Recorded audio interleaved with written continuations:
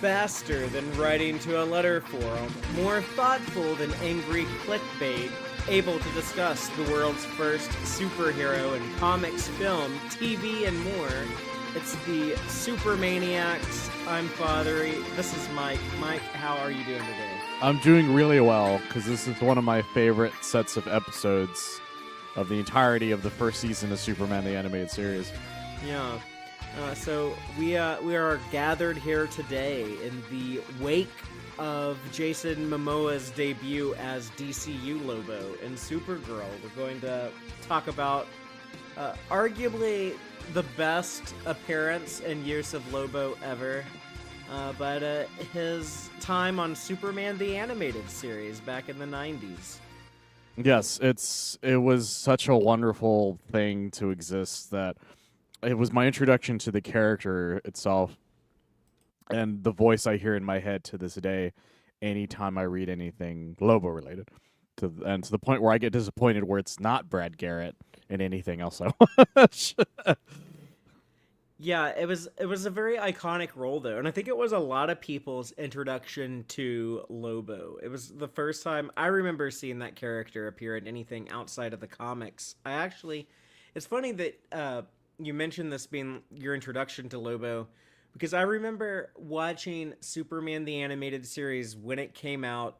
I had just started 4th grade in 1996 when this first season of Superman the Animated Series was being released. I remember watching it on Saturdays on Kids WB, and they would show Lobo in the opening credits. They had a lot of footage from episodes that hadn't aired yet in the opening credits. So I kept waiting for this guy. I was like, oh yeah, I knew there was a guy in DC Comics that looked like a Kiss reject who had the like heavy metal corpse paint painted on his face, and he rode a motorcycle in outer space, which was weird, but like I knew there was something about that guy. I knew he was like a big scary character in DC Comics. He was like in the mature it was like the scary edgy 90s comics. And I kept waiting for him to show up in the show. So the main man parts 1 and 2, they did the Lobo-centric story.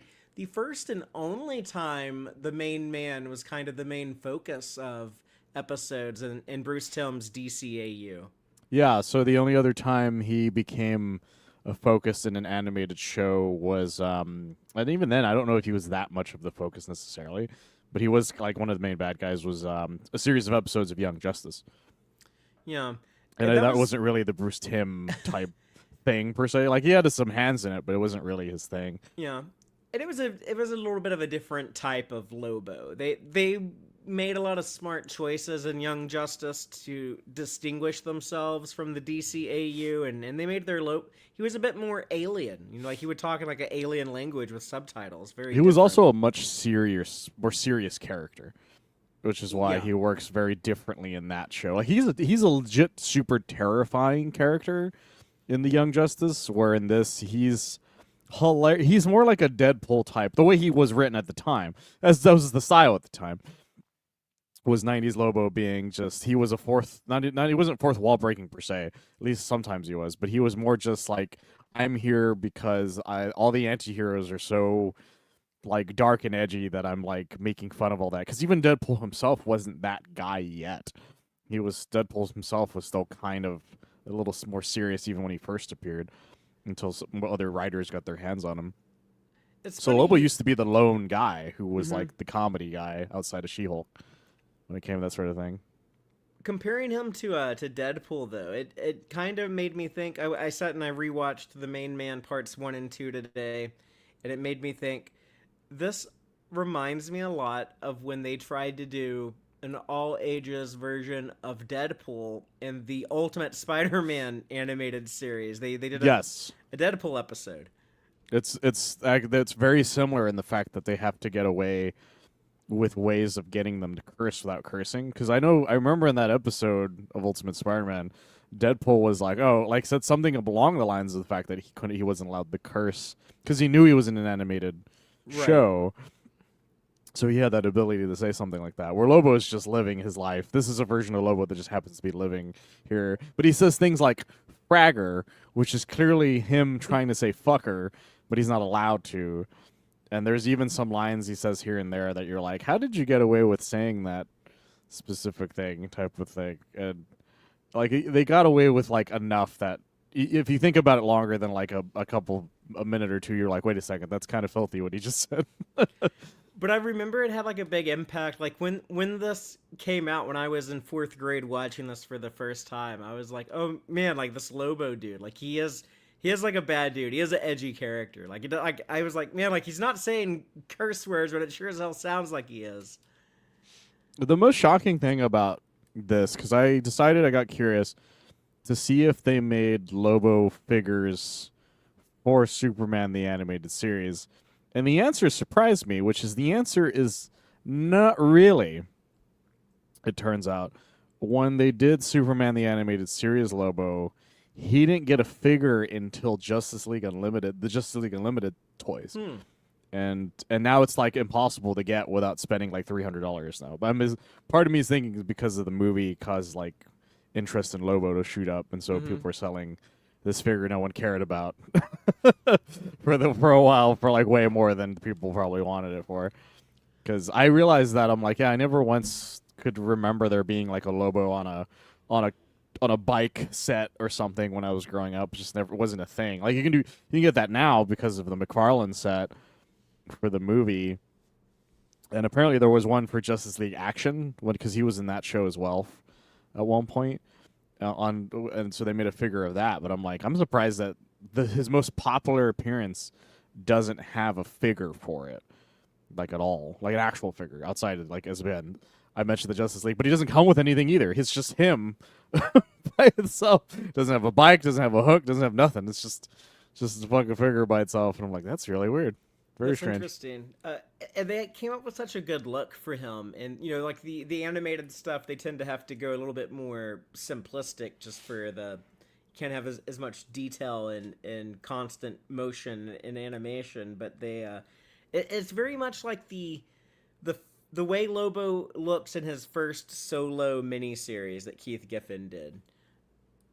Yeah. So a lot of people we looked into the idea of doing Lobo's first appearance stuff, but we didn't really read that specific title because it was the Omega Men number 3. The Omega Men, and Lobo is not who Lobo is now. If like when you see Lobo in that, he looks exactly like a Kiss reject, and he's wearing this purple and orange or something like that outfit. He looks disgusting. Like, he's still like he's like riding around on a motorcycle like vehicle, but it doesn't quite look like a motorcycle. It's kind of more like a scooter. You know what I mean? He's like quasi Lobo. He's almost Lobo. He looks like Lobo's gay cousin is the best way I can put it. Yeah. And I don't mean that as a derogatory thing so much as that his original Lobo was a member of the Village People is what I'm saying.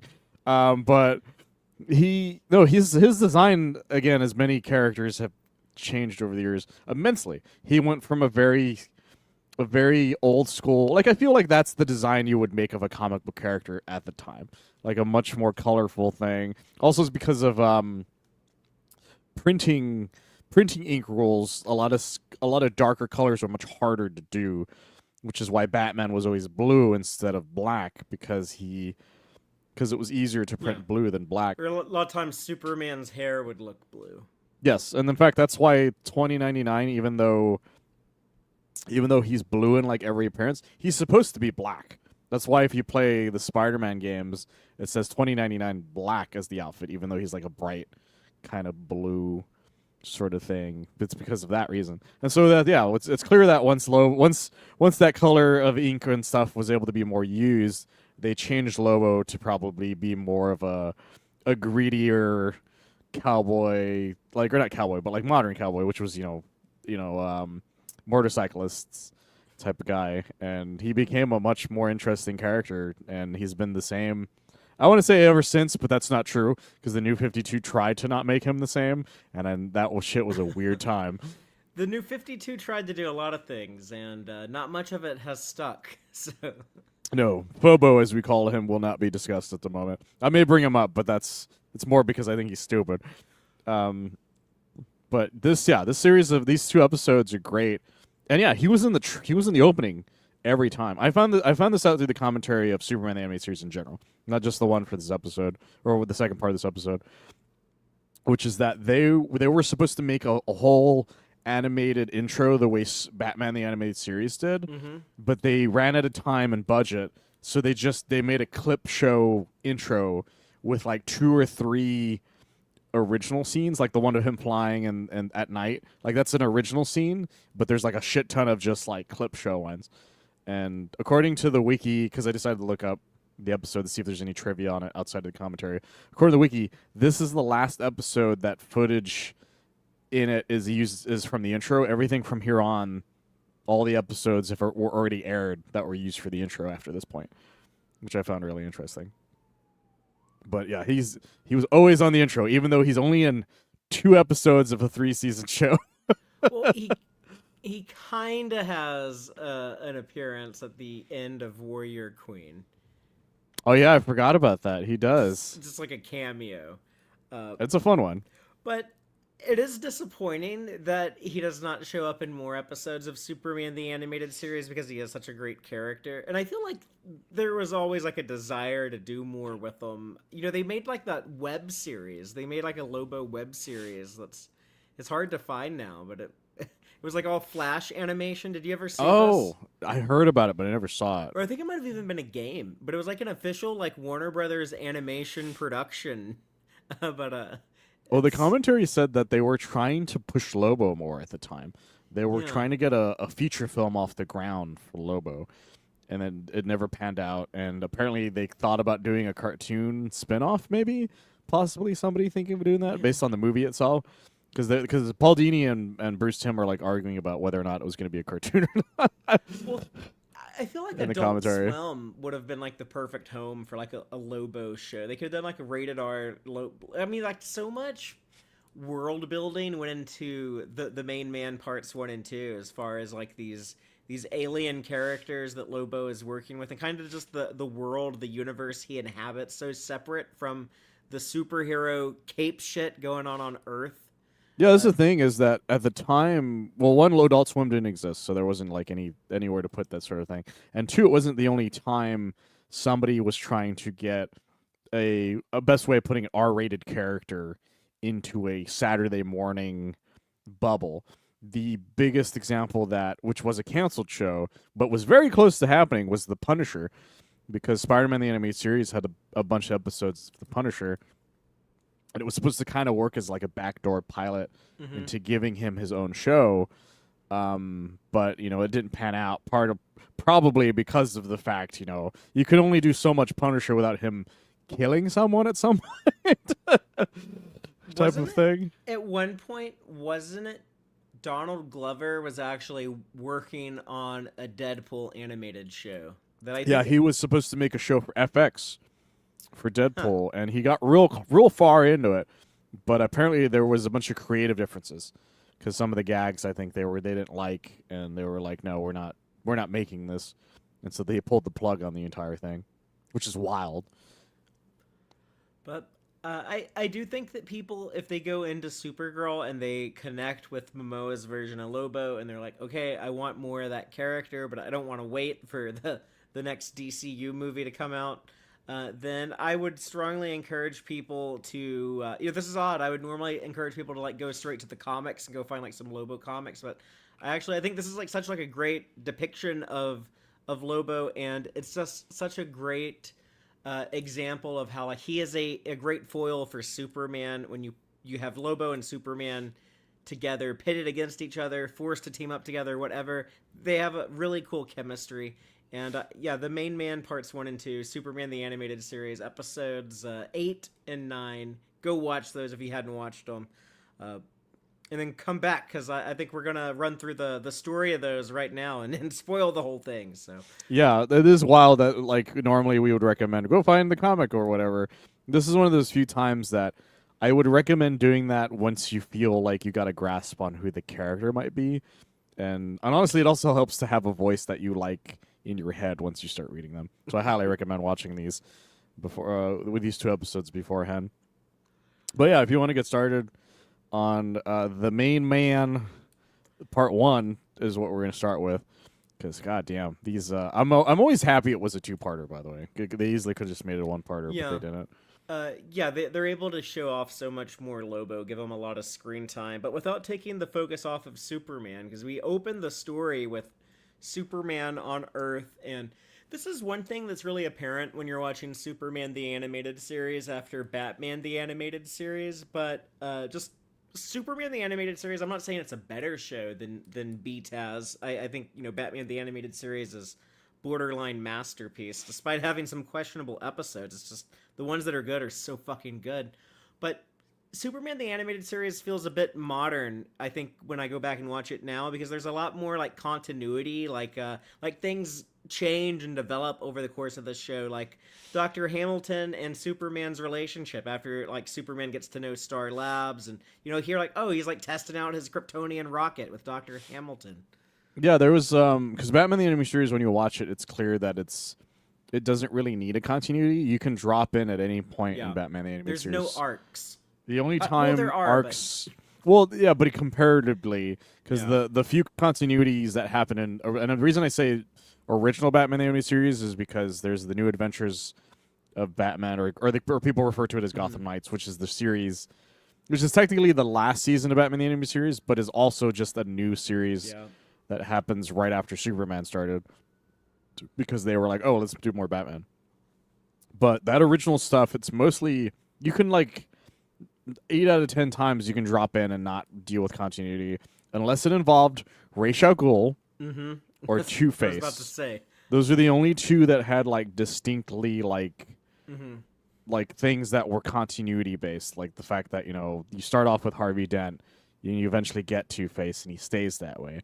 With Ra's, he meets him, has this fight with him, and he deals with him a few more times after the fact. But for the most part, he didn't really he didn't have super long-term love interests. Joker wasn't really constantly changing up too much.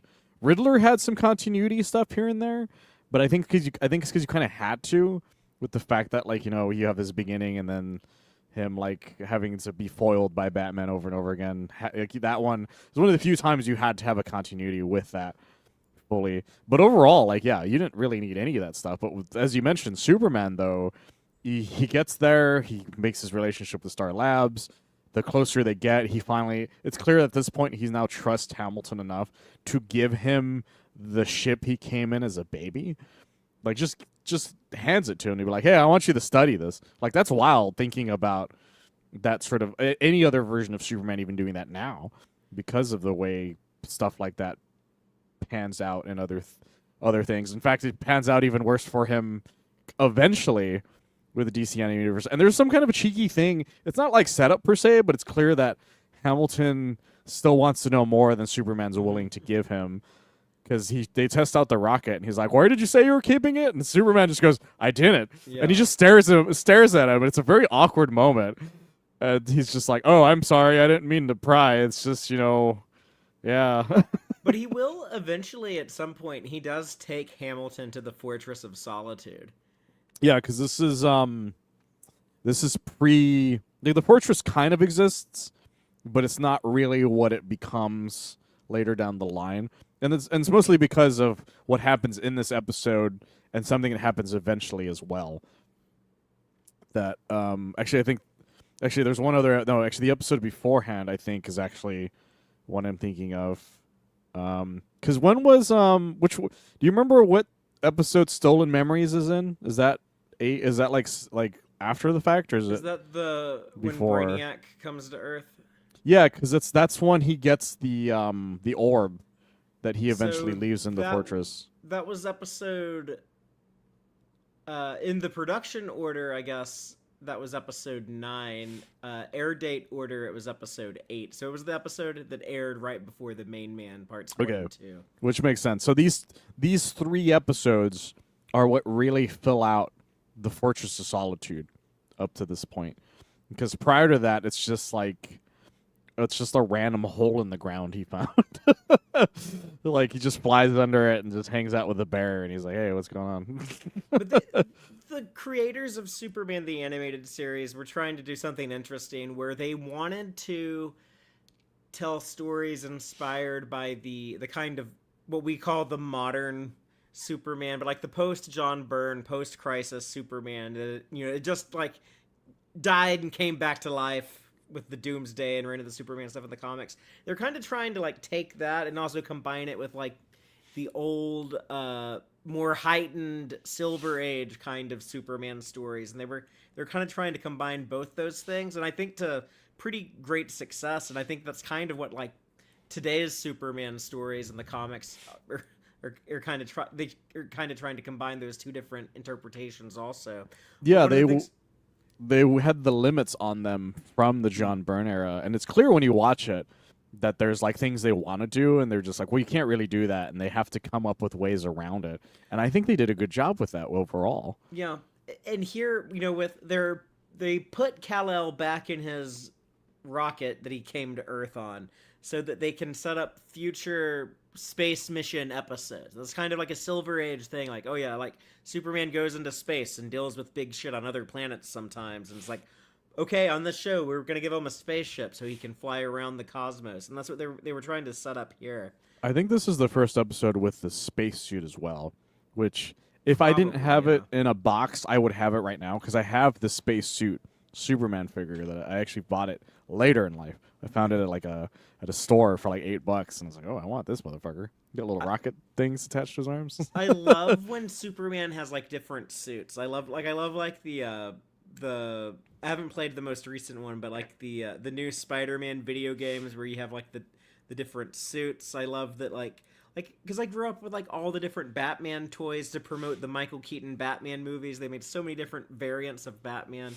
So I love the spacesuit, but at the same time, I'm always kind of like, I do think Superman's cooler when he can just go breathe in space and doesn't need a suit. But I do love it more when he breathes in space, but I liked the design from the animated series Spacesuit Superman than I do a lot of tries at doing that, because it's got like an old school astronaut look. But we'll get to that whenever we get to that part of the episode. But yeah, so they test out the ship. It's a wonderful moment because they're just like, because they're blown away. They're like, they like literally before Superman got there, their fastest spaceship could go to the moon probably at best. And then all of a sudden a man shows up with a rocket going, I got sent here as a child with this. And they're just like, you can go to Mars with that in like 8 seconds. He's like, that's pretty cool, right? Yeah, like my Kryptonian baby stroller is the most advanced vehicle on Earth. Yeah, it's fucking wild. And he's like, and they retrofitted it for him to be able to fly. And I love that Hamilton's just like, he's like, man, just think about all the wonderful, smart, intelligent people out there in the universe that I would just love to talk to and hang out. Yeah. And the best hard cut happens. Yeah, but when they hard cut to Lobo's trashy alien life, there's so much character and design that goes into it is very Star Wars. It's very like Cantina and like Jabba the Hutt. There's a lot of like those types of vibes in here, but it still comes off as I think pretty fresh in its own thing, and it helps that they have all of these guitar riffs. They made a lot of original music for these 2 episodes. Yeah, so I as I mentioned, I listened to the commentary for part 2, and they mentioned some of this as that they were like, well, we wanted to have some heavy metal type things that we could. So they went up to Shirley Walker and whoever else did the music. I think there was somebody named Harvey something. I think it says that Harvey Coda is what I would say they said. And they gave them a bunch of discs of just music they were listening to. They're like, I want you to try to like mimic these kinds of sounds with the Superman theme. And I think they did a decent enough job with it. They themselves seemed a little lukewarm on it, but I really like the guitar riffs that are happening. Like, in fact, if you guys remember the opening that we have been using now, the guitar riff Superman the Animated Series thing, it's very similar to that, to our current intro music in that sort of way. But it's only it's whenever Lobo shows up, which is really fun. And yeah, that scene, it's so Star Wars, but also it's like it predates the Guardians of the Galaxy vibes, but it feels like that would be the vibes you would have gotten off of it. It feels like this inspired some of the modern day cosmic stuff in Marvel and DC both, honestly. It's also got some really fun alien designs, like the design for Squeak and his brother. I'm trying to remember his brother's name off the No, top. right? Yeah, nah. Squeak and Fucking Gnaw. Good rodent fascinating. names. Yeah, their designs are fucking wild because they're these two rat guys, but instead of talking through like with their mouth, it's their left and the right one, depending on who it is. I think Squee is on the right and Nas is on the left. Yeah, it's like their eye looks like a face, where like the Yeah, eyeball is a mouth. there's still an eye too, which is the craziest part. There are two eyes. Like, so imagine my head with an eye here and an eye right here above my eyebrow, but the eye moves up and down and talks. There's a point where it burps. The eyeball burps from something being drunk, and it still has a mouth. This is the weirdest part. It drinks through their. They still drink through their mouth, but it'll burp and yawn and shit through their eye, and they're very expressive if you really pay attention to the eyeball face. And I didn't know this at the time because I never looked into the voice actors when I was younger, but Squee is voiced by Squiggy from Laverne and Shirley, which I didn't know. I found that out because of the commentary. He brings it up, and I was like, I'm gonna look up that guy. And yeah, sure enough, it's fucking that guy. I was like, that's fucking wild. It's always crazy who you find out voices people in the DC animated U. Like, I'm always shocked who they get. And I guess we haven't mentioned it yet, but Brad Garrett does also, in addition to Lobo, does a couple other voices in the DCAU, but he's most famous for probably his role in Everybody Loves Raymond, where he was Ray's brother. Yeah, he is incredible in that show for what he's supposed to do. He's very tall, has the deepest voice I've ever heard, and Brad Garrett does a lot of voice work. Is the thing. I'm not going to pretend that Brad Garrett doesn't do a lot, but he for Superman he did two voices I'll never forget, which is one is this one, of course, Lobo, and the other one is Bibbo. He's the voice of Bibbo throughout the show. So I thought his Bibbo voice was a much deeper voice. Like, it's the same voice, but it's his voice like as deepened as he possibly can get it. Whereas Lobo is closer to his normal speaking voice, in my opinion.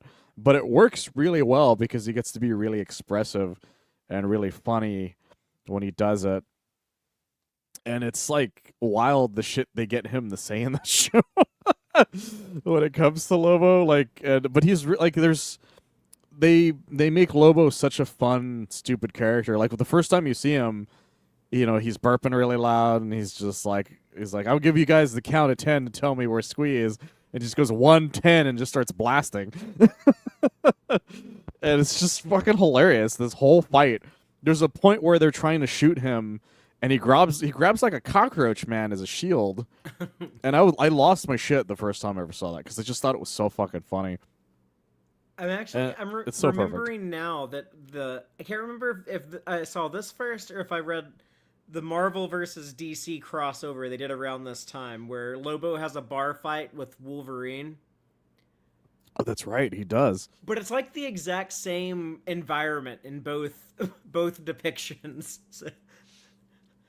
I looked up Lobo or Brad Garrett to see who else he did in the DCAU. Yeah, he did a couple other guys, but nobody too like specific. But in Superman he only did the two. But that fight in the DC versus Marvel thing was fascinating because that fight doesn't make any sense when you think about it for very long, because you're watching a Superman level guy fight Wolverine in a bar fight, and you're like, what is happening?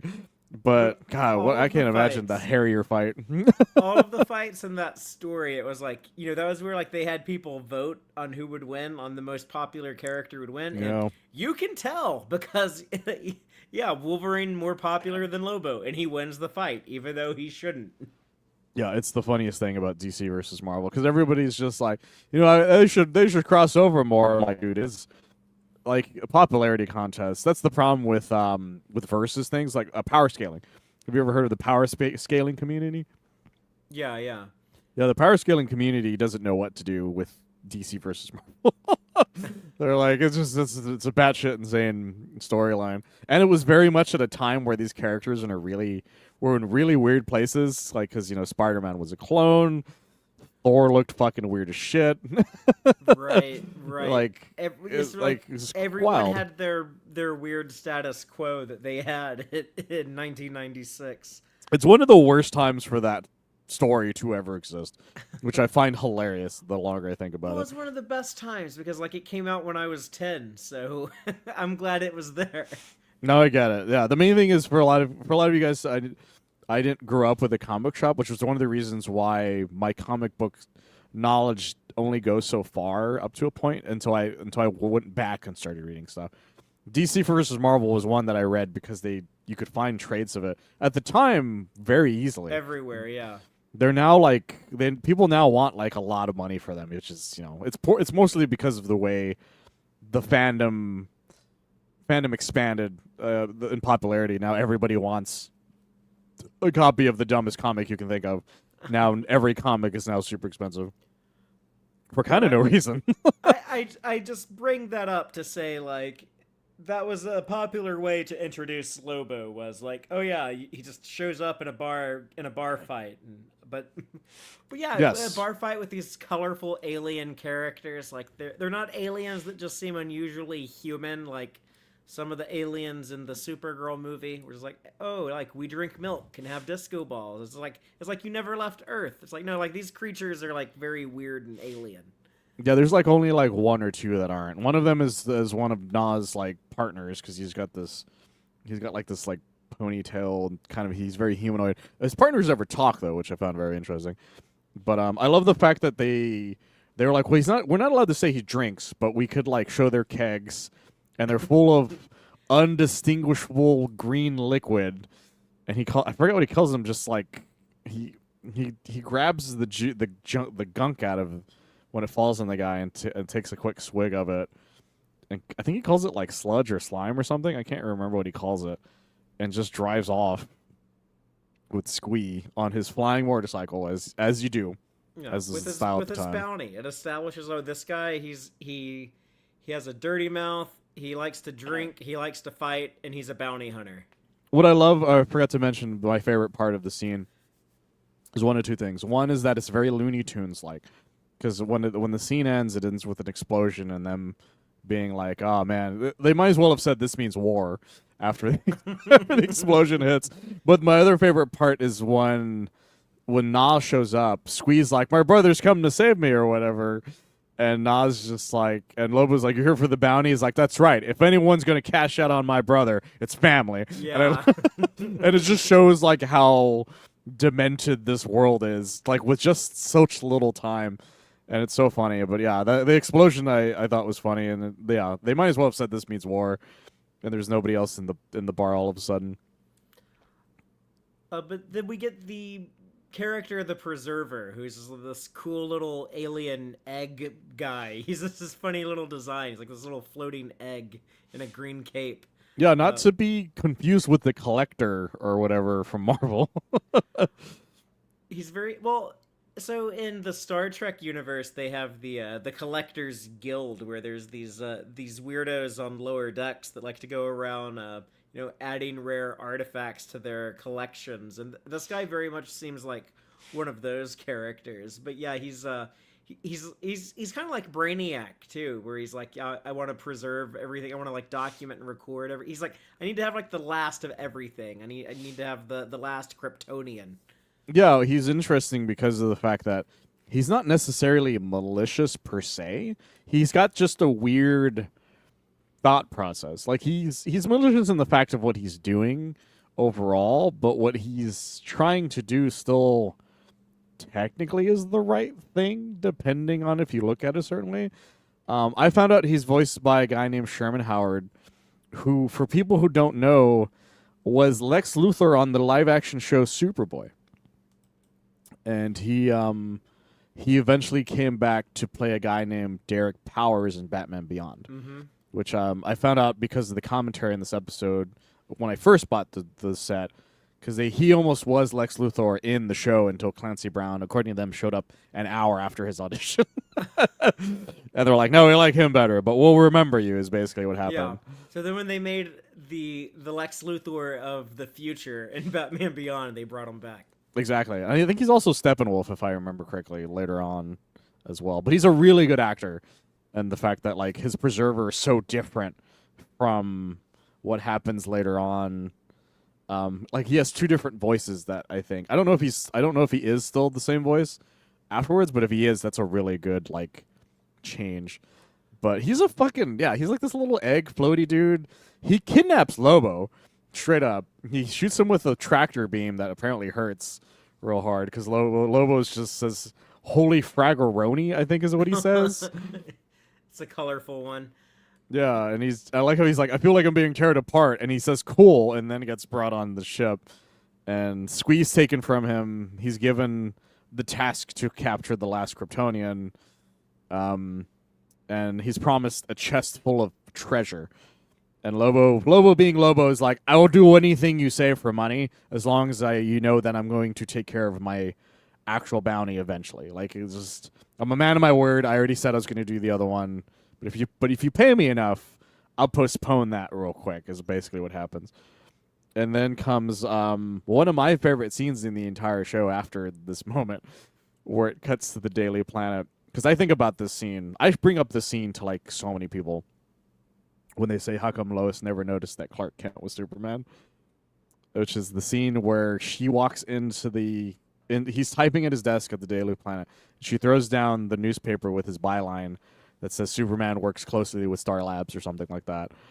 And she's like, how in God's name are you getting these bylines? Like, I've lived my whole life out here, and you're just some dude from Smallville who showed up, and all of a sudden you're getting all these fucking first-page headlines, and he just looks her dead in the eye, puts his glasses down, and just goes, well, you see, Lois, I'm secretly Superman in disguise, and I'd only pretend to be a reporter to hear as disasters as they happen and then squeeze you out of the byline. And then he sits back and his glasses just go back and she just fucking says, you're fucking a sick person.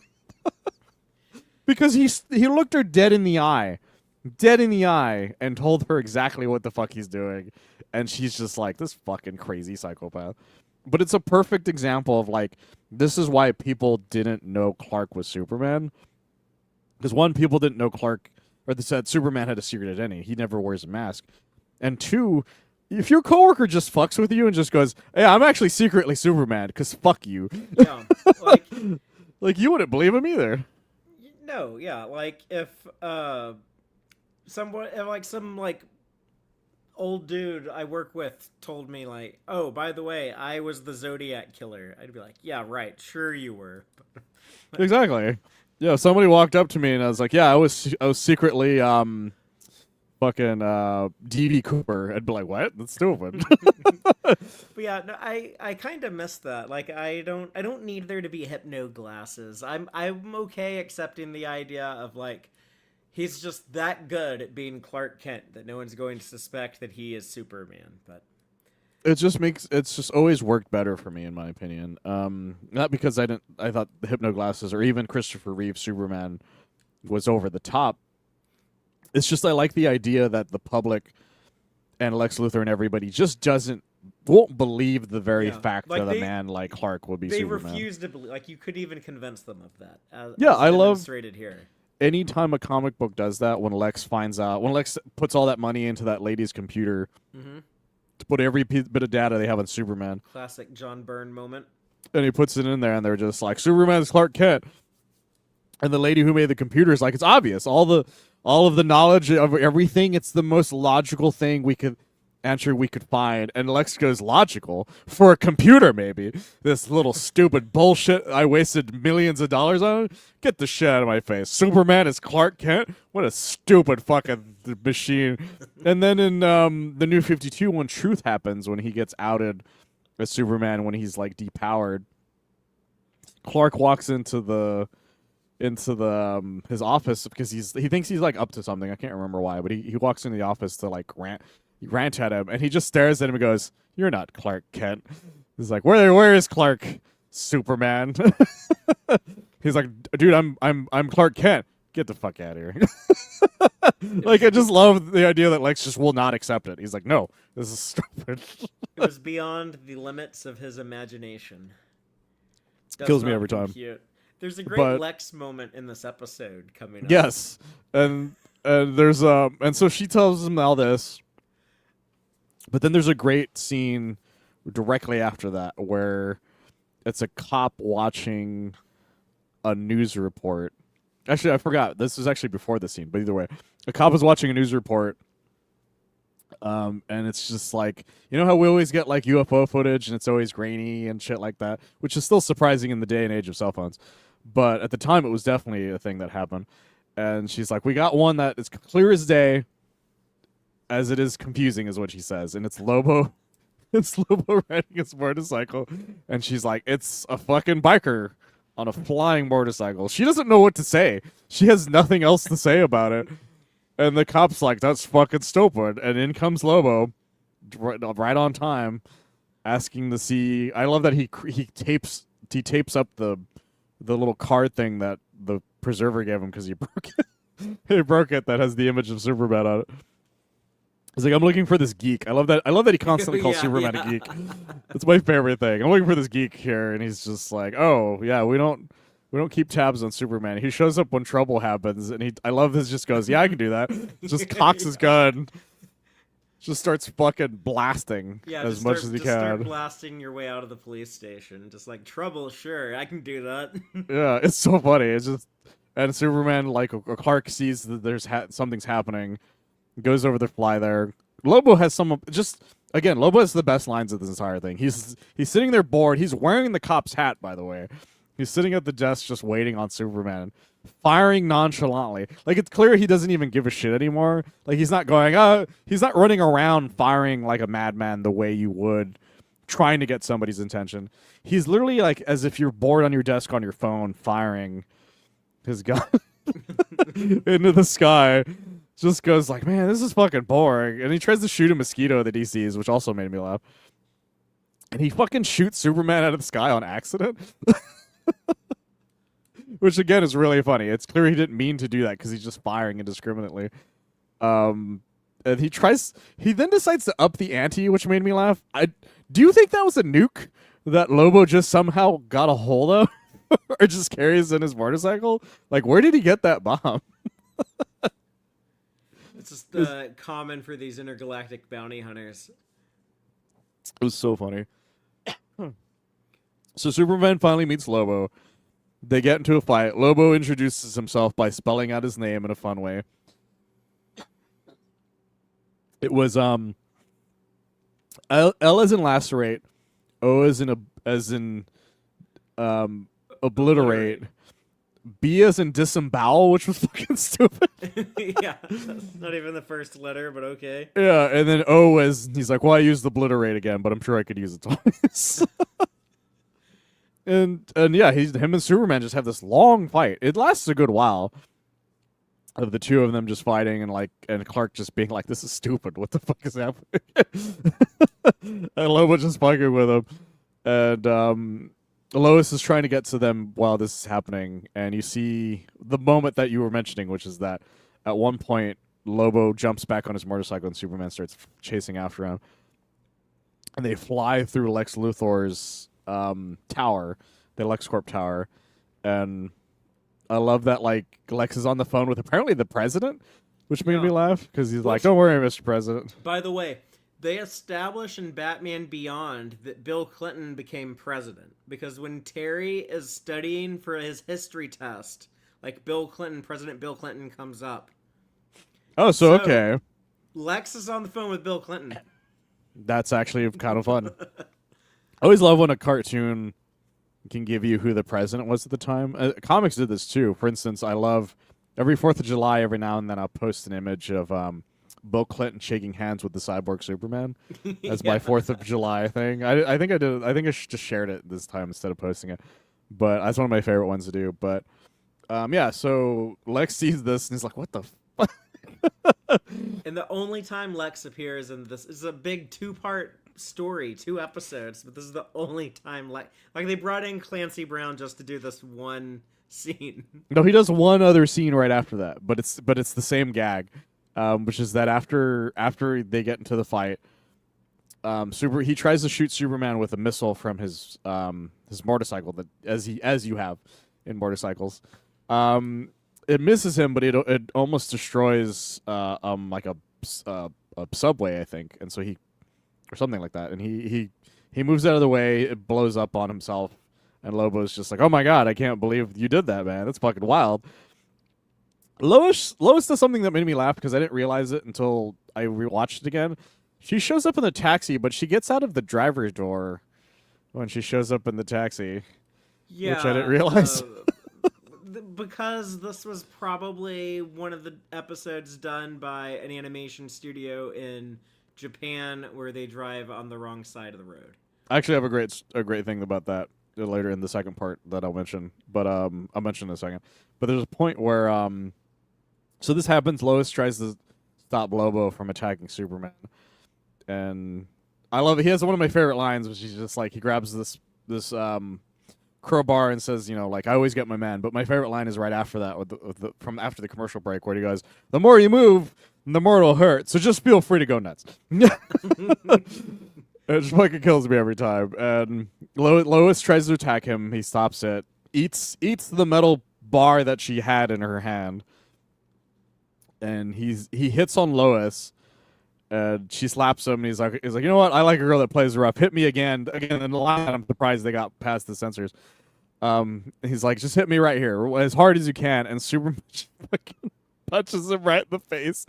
And then comes my favorite of the Clancy Brown gags, is just that it's Lex talking to, I guess, like remodelers, being like, "Look, I want this fixed by the end of the day."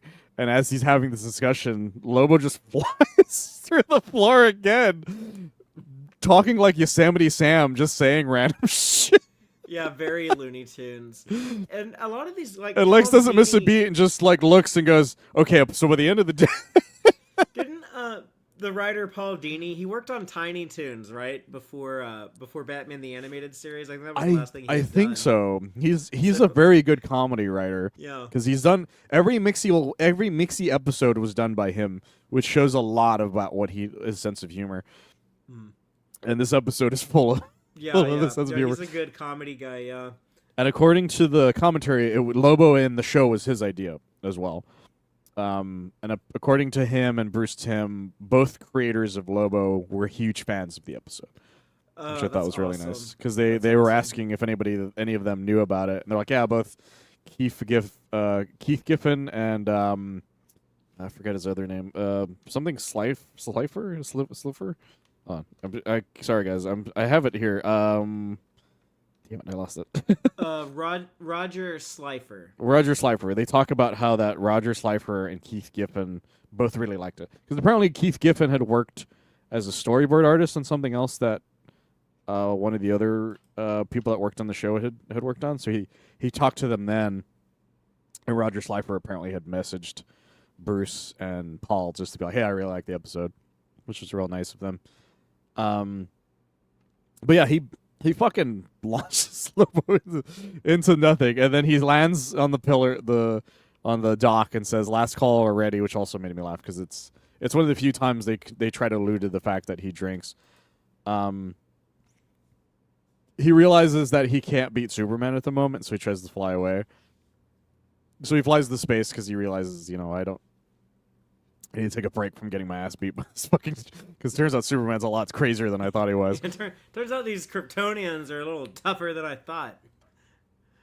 It was really funny. And then then comes the scene where Superman takes the rocket. And they added just a fucking gigantic laser to the front end of the rocket, which I thought was really just... That was a Star Labs... Yeah, it turns out Star Labs is like, you know what this rocket ship needs? A giant fucking laser and an electrical force field in case somebody tries to hit you with the crowbar, apparently. Yeah, good Star Lab modification. And so Superman, he shows up in this awesome... I love this outfit a lot. It's this really white Superman astronaut suit with a red S on it. I love that version of the spacesuit immensely. I think about it constantly. I know in Justice League Unlimited they gave him a different one, and I wasn't a fan of that one. It was like they made it more blue, and it wasn't a full, like, it wasn't like the way that an astronaut helmet is, where it's like completely over his head, like Buzz Lightyear. it was just like a face mask in Justice League whenever the one episode they show him in it. So I like this one a lot more. And most of the intro fight scene comes from this part of the episode where he flies in. Turns out it's bulletproof enough against Lobo stuff, but it's still like clearly having some trouble against the motorcycle. And the only reason Superman loses is because the Preserver was waiting for them. It never really specifically says that Lobo put him in a trap, but it's pretty clear that's probably what happened. Because he takes him he tricks him into following him in the deep space essentially. He gets captured because of bullshit, really, in my opinion. And then it shows that Lobo is kind of good at what he does. Like he's okay, even if he's dealing with like a really formidable prey who can fight back against him as the bounty hunter. He still knows how to get them where he needs to take them. Yes, exactly. And then comes the twist of the episode, which is that Superman's put inside of basically like a zoo exhibit that's designed to look like a piece of Krypton. And he wakes up kind of in the outfit his dad's wearing in the beginning of the show. Yeah, he's wearing like Jor-El's suit from the first episode. Yeah, the only thing he doesn't have is the headband, and that's kind of it. And he realizes, he's like, well, shit, I've been captured. And Lobo makes fun of him. He says, like, monkey want a nana, I think is what he says. Which made me laugh. Which doesn't make a ton of sense. It's like, how many times have you gone to the Earth Zoo, Lobo? Yeah, that's the thing. Lobo makes a lot of references to things. You're like, Lobo, how do you know what that is? And there's, and then he gets Squee. He's like, cool, I'm going to be on my way now that you've got, your new guy for your petting zoo or whatever. And then he's like, if you need anything else, just let me know. I'll take care of it. And he's like, you know what? There's one other thing I want. It's the Last Zarnian. He's like, yeah, that's fucking funny. I'm the Last Zarnian. Yeah. I killed all of them with my bare hands for a science experiment or a high school science project. I think is what he says. He says, I gave myself an A because everybody was fucking dead. This is basically what he says, which again is a wild fucking thing to say to anyone about. Especially Superman, of all people. You're like, I'm the last of my people because everybody died in a tragic accident. He's like, I'm the last of my people because everybody died in a tragic of me murdering them all. Just fascinating. And I feel like how different Lobo is. I feel like the story of all the other Zarnians going extinct other than Lobo, I feel like that's been like told and retold like a few different times. And I kind of like it when it's like kind of nebulous. Like I don't need to know exactly how that happened. I just need to know that maybe this guy murdered his entire race himself, and if so, then yeah, that says a lot about him. There's also a lot of different versions of Lobo, of the reasons why he did it. There's some versions where Lobo was like a freak of nature essentially. From them, like it turns out the rest of the Zarnians were actually like kind of nice dudes, except for this one fucking mutant, essentially, which would explain like one way he killed them all. And then there's other versions where all of the Zarnians are batshit insane. Yeah, it's just that Lobo is the most insane. They were all warriors. That was like I think when like Rob Liefeld told his version of it. Yeah, and 52. It always varied on like which ones of these. Like, which version of the Lobo doing that? But I think it's funnier, as you mentioned, for him to just be nonchalantly go, so I killed them all for shits and giggles. Like, I like that the Supergirl movie kind of did that, too, where they're just like, she's like, who's that? It's like, that's Lobo. He killed literally everyone else, every other Zardian, just nonchalantly. Like, they don't need to go, you really don't need to know more than that, other than he's the last of them. And so that's what happens with him. And so he's like, well, that's kind of funny. I'm the last Zarnian. And then he just knocks him out with knockout gas. And he's like, oh, fuck. And that's how part one ends. And part one is a lot of setup. It's a long fight scene with some fun stuff in the beginning. And it's just a fun episode to watch. But it's like 90% setup for what actually happens in part two, in my opinion. But I think it's a really good episode. What are your thoughts overall of part one? I think you bring up a good point that like the comedy is really strong, that it comes off as like very Looney Tunes, and yeah, like it's it feels like it is in the same, the house of Warner Brothers Animation that did make Bugs Bunny and Yosemite Sam and a lot of those classic characters. It's kind of that kind of like, like Lobo is like the hunter trying to, it's rabbit season and Superman's the rabbit. Yeah, it's really funny, and then eventually it becomes a duck season situation. Yeah. With Lobo as it goes on, and it turns out Elmer Fudd is an egg.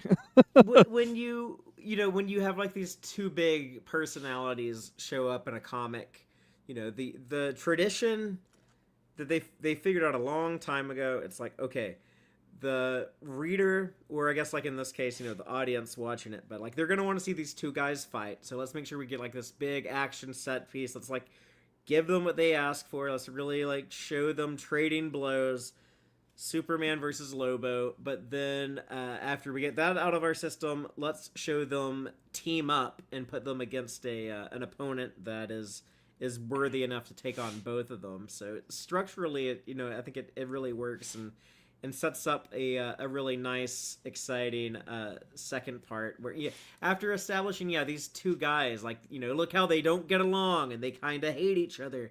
Lobo thinks Superman's a geek. Superman thinks Lobo is this piece of shit who's a threat to the universe. But now they have to team up together. It was Wolverine and Deadpool before Wolverine and Deadpool. It was Superman and Lobo. It's such a wonderful thing because of the fact that Superman is like, in this series specifically, at least, he's like the ultimate straight man. Mm-hmm. And Lobo is just it's almost like Lethal Weapon type of thing. Like Superman's like Danny Glover and fucking Lobo is like Mel Gibson. For Lethal Weapon. It's just just a guy dealing with an insane person. They crack the code really well, and I guess ever since this, I just always want Superman and Lobo. Like I need the Jason Momoa Lobo to be on screen with Superman. Like, I need that to happen. It's all I've ever wanted. I want, like, one scene of Lobo fucking with Superman this whole time. But I like the fact that Lobo is still so... He's not a black and white character. And I don't mean that because he's literally black and white. I mean that literally in the fact that he is a morally... I don't even want to use the word morally gray, because that makes him sound like he has... good and bad qualities. He is at best a chaotic neutral character. At best is why that's what I'm saying. Is because the man does what the man wants to do. He does it either for money or because it became personal for him, which is what happens in Main Man Part 2, which is that the beginning of the episode is that Superman's like, he's like, thanks for giving me my outfit back, because he didn't want to wear the Kryptonian outfit, even though he had it. He's back in the super suit. And he's like, can I just leave, though? He's like, no, of course not. Like, you're the last of your kind. I don't normally take people that are intelligent, but I make an exception for you, because Lobo's stupid, because he doesn't count.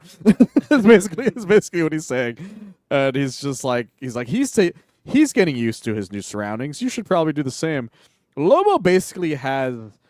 The best way I can describe that are sex dolls that are keeping him at will. They're like the film bots from Austin Powers.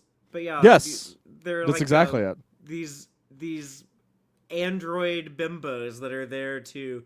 At first, they appear like they're there to service him, and but if he gets too rowdy, like if he's trying to break out of his zoo exhibit, then they have it's so creepy. But like these blue alien robot women, their faces open up, like the top half of their head rolls back, and these gas cannons come out of their mouth to spray Lobo with knockout gas. It's horrifying to be like, it's legitimately like horrifying. I love there's a poster that says "Kiss" but with Z's. But it looks like really something that like Keith Giffen would draw, and like a cosmic Lobo like here's like some like intergalactic space shit in your comic book. I love that his habitat, quote unquote, looks kind of like a college person's dorm. Yeah, his natural habitat, his natural environment. Oh, but speaking of like the cool space designs, though, there's also that moment at the beginning of Part 2 when it shows the guy who hired Lobo to go get Emperor Oh yeah, Spooge, the big Jabba the Hutt guy. he's like he's Jabba, but like if he could move better, and he's always in this gross fucking green slime tub, and he's covered in like slugs. He's always got these little slugs on him that are like falling on him, falling off of him constantly. And the bounty hunters from before lie about Lobo. They claim that he was bribed by Squee and let him and was going to let Squee go. And Emperor Spooge? What is his name? Spooge. Just gross. A gross ass name. He's voiced by Richard Mole, by the way, who does Two-Face and was famously in Night Court as the big bailiff. I can't remember his name off the top of my head outside of his actual acting name. Man was huge in the DC animated universe. One of their best. And but he's really fun in this episode because he's like, "Get me Lobo," and I want either your Lobo or your brother, and if they're dead or alive, that's right. His name was Bull in the show. I was like, "Well, I'm dead or alive. I don't fucking care." Basically, what he tells them. They're like, "Okay, cool. We're gonna."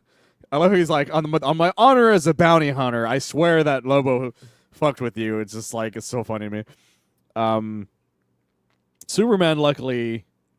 Well, actually, let me mention that the reason Lobo's still because Lobo doesn't have powers. He's just Lobo, so he doesn't have to worry about like a son in any way. The only reason he's kept there is because he's just being gassed, and he's not able to be left alone long enough to regain his strength because he gets really close to getting out right away when he starts punching the glass. Luckily, for Superman. Right next to his enclosure is one of the rhinos from the Herculoids or something. Yes, it was the creature from the Herculoids. Like just straight up, it looks like a rhino from the Herculoids. Except it doesn't shoot the thing out of its horn. Yeah, like the Triceratops looking guy. Yeah, it's a really fun design. Because that's the other thing I really like about this episode. There's a lot of fun creature designs in the animals that are in the enclosures, whether or not they're in like closed enclosures, water enclosures, that sort of thing. I thought it was really weird that only some of them got really large enclosures and some of them got like the tiniest enclosures known to man. Well, the fucking dodo, we haven't gotten to that yet, but I mean, it had like a big ass hole, like a... Yeah, he's like this big and he has like a whole thing. That thing is a giant ass rhino, and it had like the equivalent of my office size, or not even type of thing. Like it was kind of fucked up. But he gets it to break him out. Luckily for Superman, his body is still a solar battery, which is that he has powers, but it's not like he can't really heat vision all that well.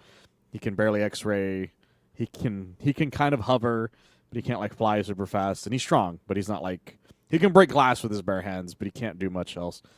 Like he can't really like do what he's supposed to be Superman for. Lobo sees that he gets out. He's like, "I'll fucking kill everybody unless you let me." Or if I get out, like I'm just gonna kill everybody if you don't like save me. And Superman, this was the interesting thing I found about this episode, is Superman is kind of, I don't want to say out of character because of the fact it's still fairly early on for Superman, but he's less Boy Scout like in this episode because most like if this was Superman, the DC. James Gunn Superman, he would have saw Lobo in that cage, and he would have been like, "I'm gonna get you out of there. We're gonna work together and take out everything." Superman's like, "Fuck you. I'm going. I'm gonna go." He never even says Superman never even is like, "I'm gonna save everybody here." He's like, "I'm gonna get on my ship and I'm gonna get the fuck out of here." He doesn't give a shit about any of this, which I found fascinating. That Clark in this episode, for some reason, was so done with Lobo's shit and the Preserver shit. He's like, "I don't want to be here." I don't even want to save the day. I just don't want to be here, which I thought was really funny. And luckily for the main man, Superman, eventually he forces Lobo to be like, "Look, if I help you, will you promise you will leave me and the Earth alone?" He's like, "I swear, man." He's like, the main man is. Word is his bond, man, I think is what he says, like in a very Cheech and Chong way of saying it. But to be fair, like Lobo does stay off of Earth until he thinks Superman dies way later in an episode of Justice League. I was watching a clip of that because I got curious because it's been so long since I watched it, and I love that they were asking him. He's like, "Yeah, Superman was my friend too. I saved his life once." He's like, "That's not what he told us," which made me laugh because he definitely would not have told him that. But I love in this episode that he does that. There's a thing I'm going to mention because I think it happens in this part. In the commentary, according to one of the guys, when they wrote it, there's a point where they say that Superman winds up. When they say winds up, it means like when he braces himself and then he punches. I think it's supposed to be the scene of him like punching the glass to break it. According to them, because I think this is. You mentioned this before, was that they use the Japanese studio to animate a lot of these episodes. Is that according to them, with the original animation they got back, which I wish they still had because they don't apparently, is that Superman, instead of just going like that, like for people who are just listening, he pulls his arm back. Instead, he did a full Popeye wind up and then punched it. And the guy who I think it was Alan Burnett or something was just like, I was tempted to keep it in, but I was like, this is too fucking silly. So we had to get them to reanimate that. And Bruce is like, I kind of wish we kept that, but I'm like 80% certain that's the scene it was supposed to happen in. And then comes a great scene of just Superman and Lobo trying to escape with these robots attacking them. Because Lobo's like, I'm gonna beat the shit out of the Preserver when I get a chance. And the Preserver's like, the fuck you are, and just starts sending shit after him. I love that, like, it's clear that they're not strong enough to, like, take these blasts, because they get shot, like, immediately by these things. And then comes another really funny scene where Superman and Lobo are talking. They're like, well, we're not strong enough to fight these things, like, head on. We need to draw the fire. And Lobo just goes, I think he says, elected or something? Something like that. I can't remember the exact word he says, but he says it's basically saying volunteer. He's like, you have been selected is basically what he says, and just pushes Superman in front of the robots to be like, yeah, you've been elected, I think is what he says, and just like throws him in front of them. And being the man of his word, he did destroy them. And a very funny scene that he gets shot in the face and his hair is all looks like an afro. Yeah, I love but it's like, like when a bomb blows up in Daffy Duck's face, and then you get like the one shot of the weird aftermath. Yeah, and he says Fragger, and it's the most like him clearly saying fucker type way of saying it. I don't know if I mentioned this on mic, but I'm gonna mention to the guys, to the comments. There, when I looked up the wiki for this episode, just to make sure I had the plot in front of me, there's some trivia on it, and one of them mentions that. So sometimes the network Jetix, I think, it used to be like an offshoot of I want to say Fox Family or whatever. It was what it used to be called, but then it became ABC Family, and I don't know what it's called now. I think it's called Freeform now. But at the time, they had a cartoon block where they would get the rights of random cartoons and show them during this time. Whether it's the Real Ghostbusters, Batman the Animated Series, Spider-Man. It was wild what they just got. It was a mishmash of every fucking thing they could get their hands on. Apparently, when they showed this episode of Superman the Animated Series, they edited out as many of his quote-unquote obscenities that he had. So I guarantee you in that sequence, instead of him saying Fragger, it's just him doing the smoke and then destroying it. So I just find that hilarious. Yeah, some of the lines you mentioned, the holy fraggeroli, that's a good one. But yeah, there's some fun Lobo dialogue in this. Frag gets used the most, I think, which is like hilarious to me that it just gets used like Smurf. I'm looking at the lines now, some of the quotes that's on the DCAU wiki page. But okay, frag face, let's tango. It's like, yeah, who else is gonna say that other than Lobo? It's so funny. This shit they get Lobo to say.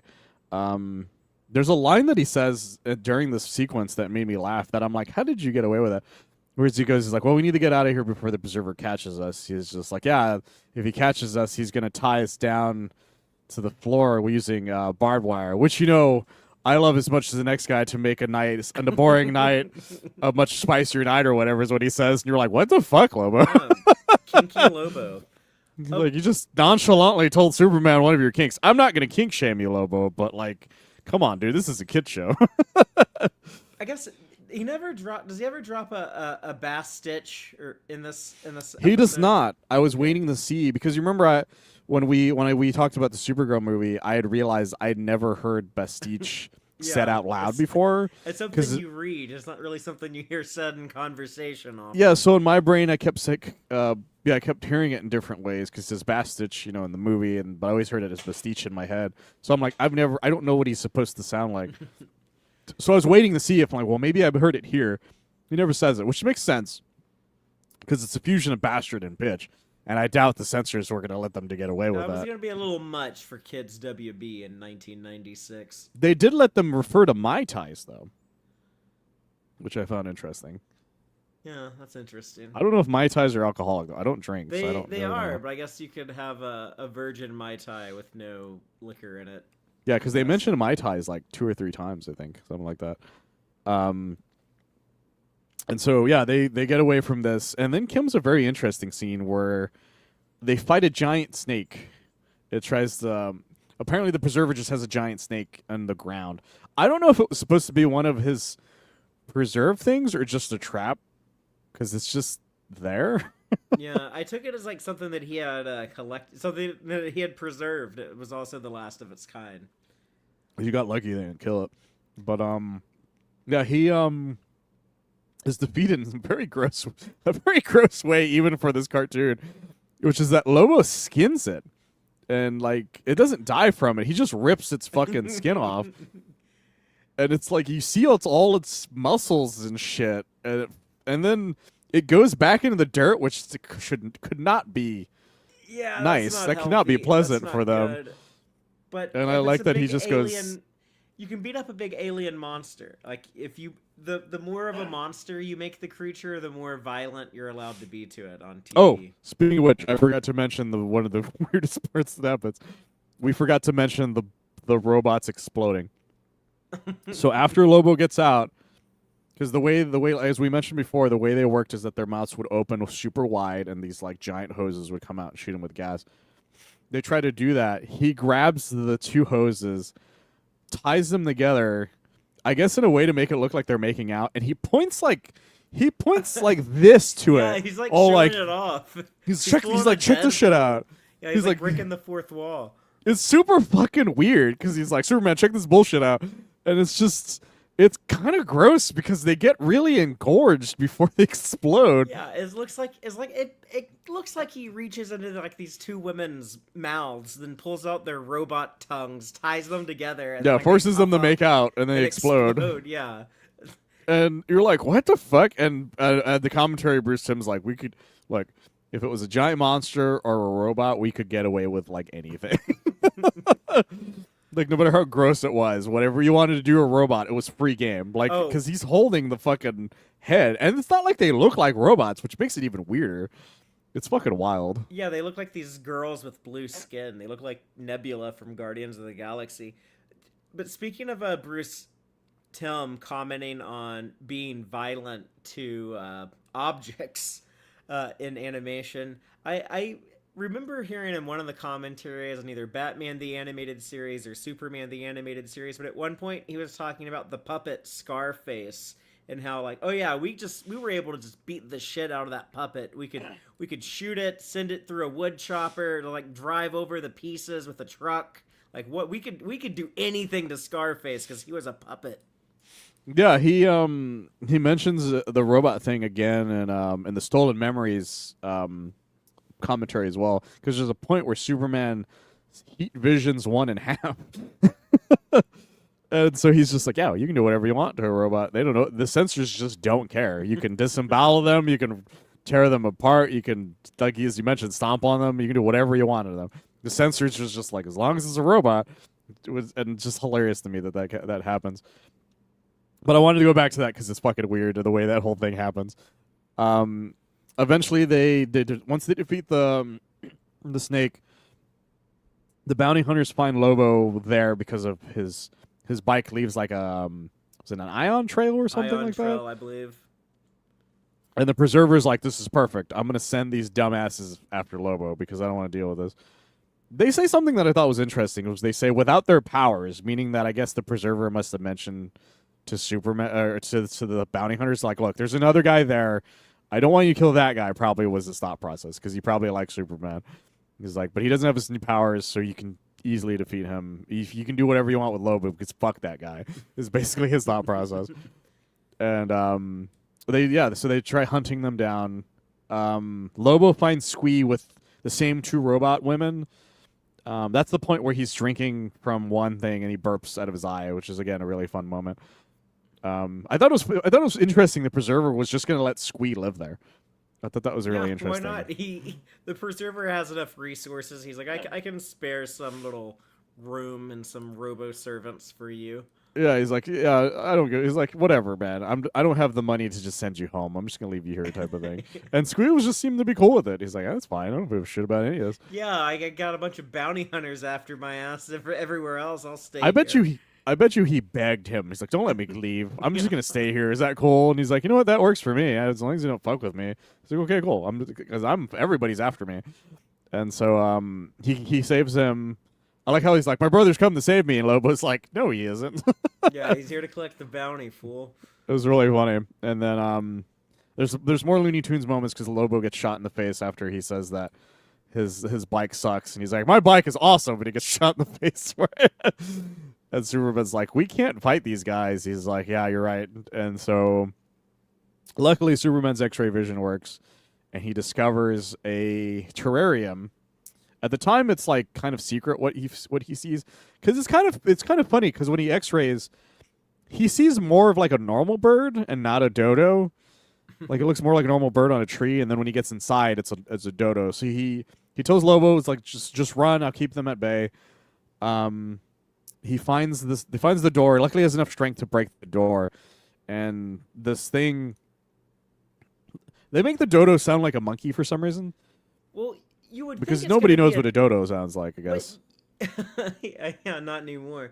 But you would think it's going to be a dinosaur because they teased this earlier. The Preserver tells Superman, he says, I even have some specimens on my ship I've collected from your adopted world of Earth or something like that. So you would think it's going to be a woolly mammoth or a T-Rex or like some like big badass extinct creature, but you get a dodo instead. It's actually really adorable that it turns out the Preserver never got there in time for anything else, and he's like, oh, the dodo's kind of neat, and just took off with the dodo for no reason. And but luckily, so they find out that Superman's like, well, because they think he's going to sick an animal on them, so they're like, we're going to throw you in there so you get murdered by it. And then they see the dodo, and they're like, well, that's stupid. Look at that thing. And he's like, yeah, it's called a dodo. And they come from the planet Earth, and they're like, oh, I guess the Preserver told them, or maybe they know about Kryptonians, because they realize they're fucked immediately. And Superman takes him out, of course. Lobo tries to get away, but is stopped by the Preserver. And Lobo's fine with it because he wanted to beat the shit out of the Preserver anyways. When I was a kid, this scene caught me the fuck off guard, because honestly, it's kind of impressive what happens. Because before I get to that point, though, I want to mention the ships are very Star Trek looking.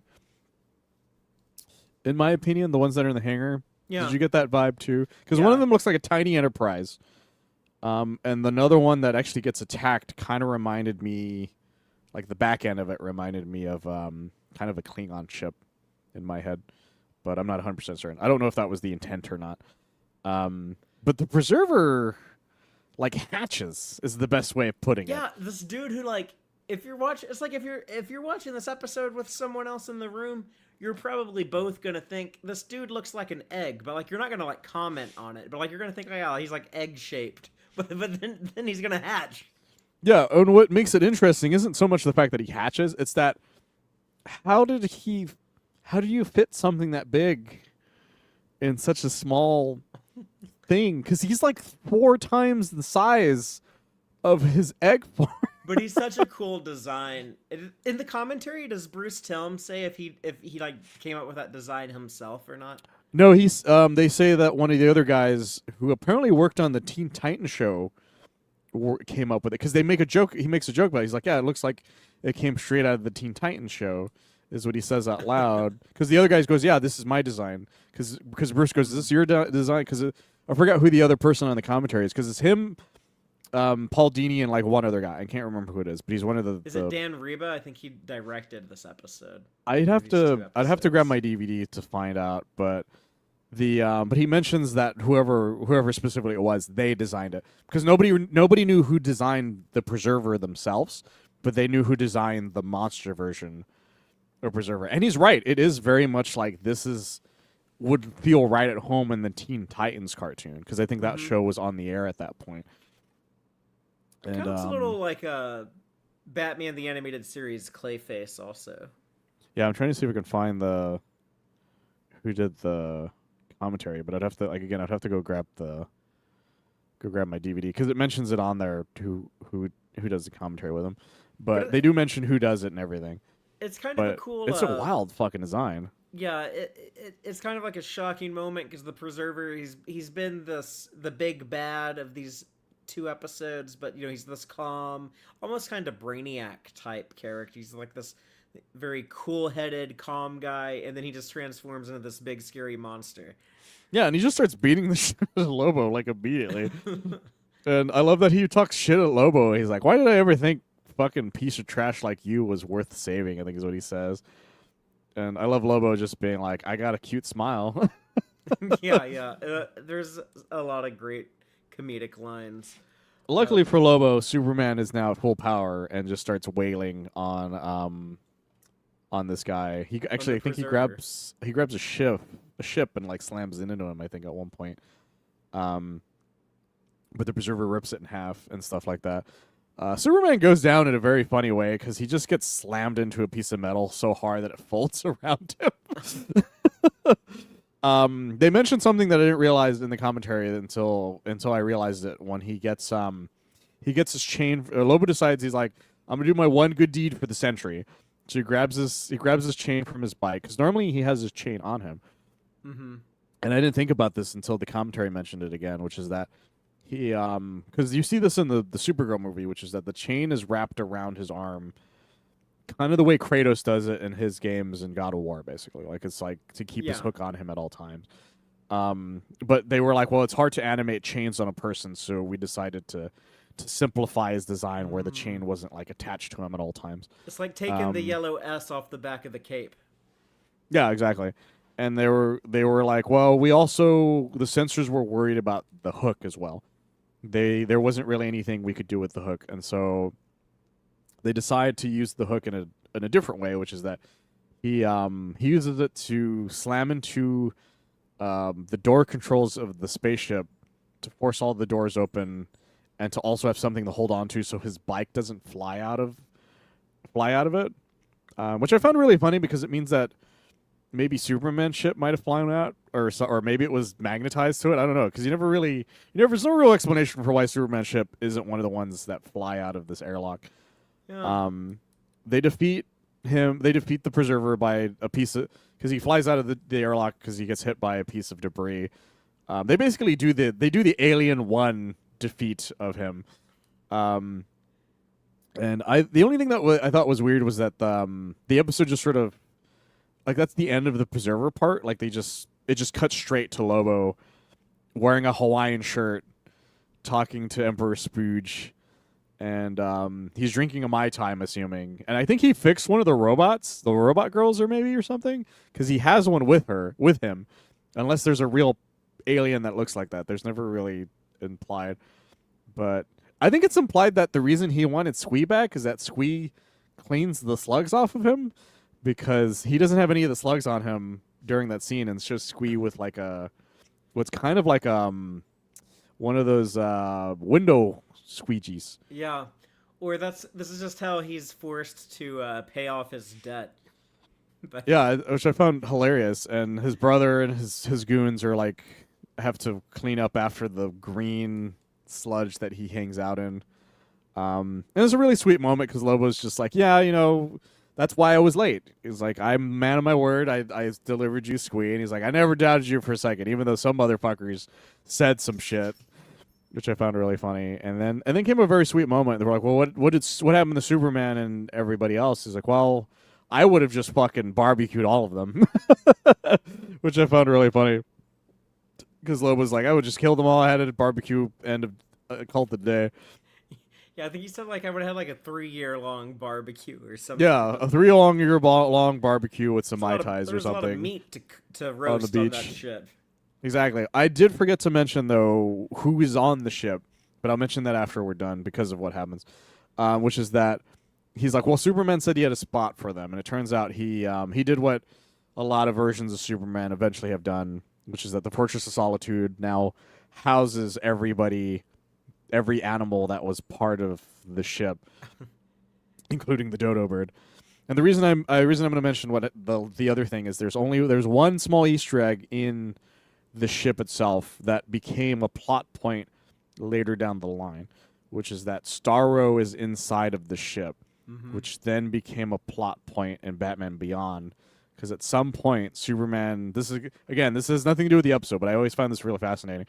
Is that such a small thing becomes such a big deal later down the line, which is that at some point Superman's feeding these animals, and Starro just decides, you know what, fuck it, and just fucking takes over Superman's mind, Superman, and just and tries to make a whole new race of Starros to take over the Earth. It's a very good set of episodes if you ever get a chance. For the Batman Beyond two-parter. The funny thing about that is that that's kind of like if you're watching all of the stuff chronologically, that would be the last Justice League story that they tell is in Batman Beyond. But it was the first Justice League story that the DCAU made, and it was a Starro story. So they just like the very first Justice League comic was Starro, the Starfish. You know what? I didn't even think about that. That's actually fascinating. I never thought about that. I always forget that Justice League was after Batman Beyond, and the Justice League's first actual canonical appearance is the Batman Beyond episode. Yeah, when Big Barda is on, because they didn't want to use Wonder Woman yet.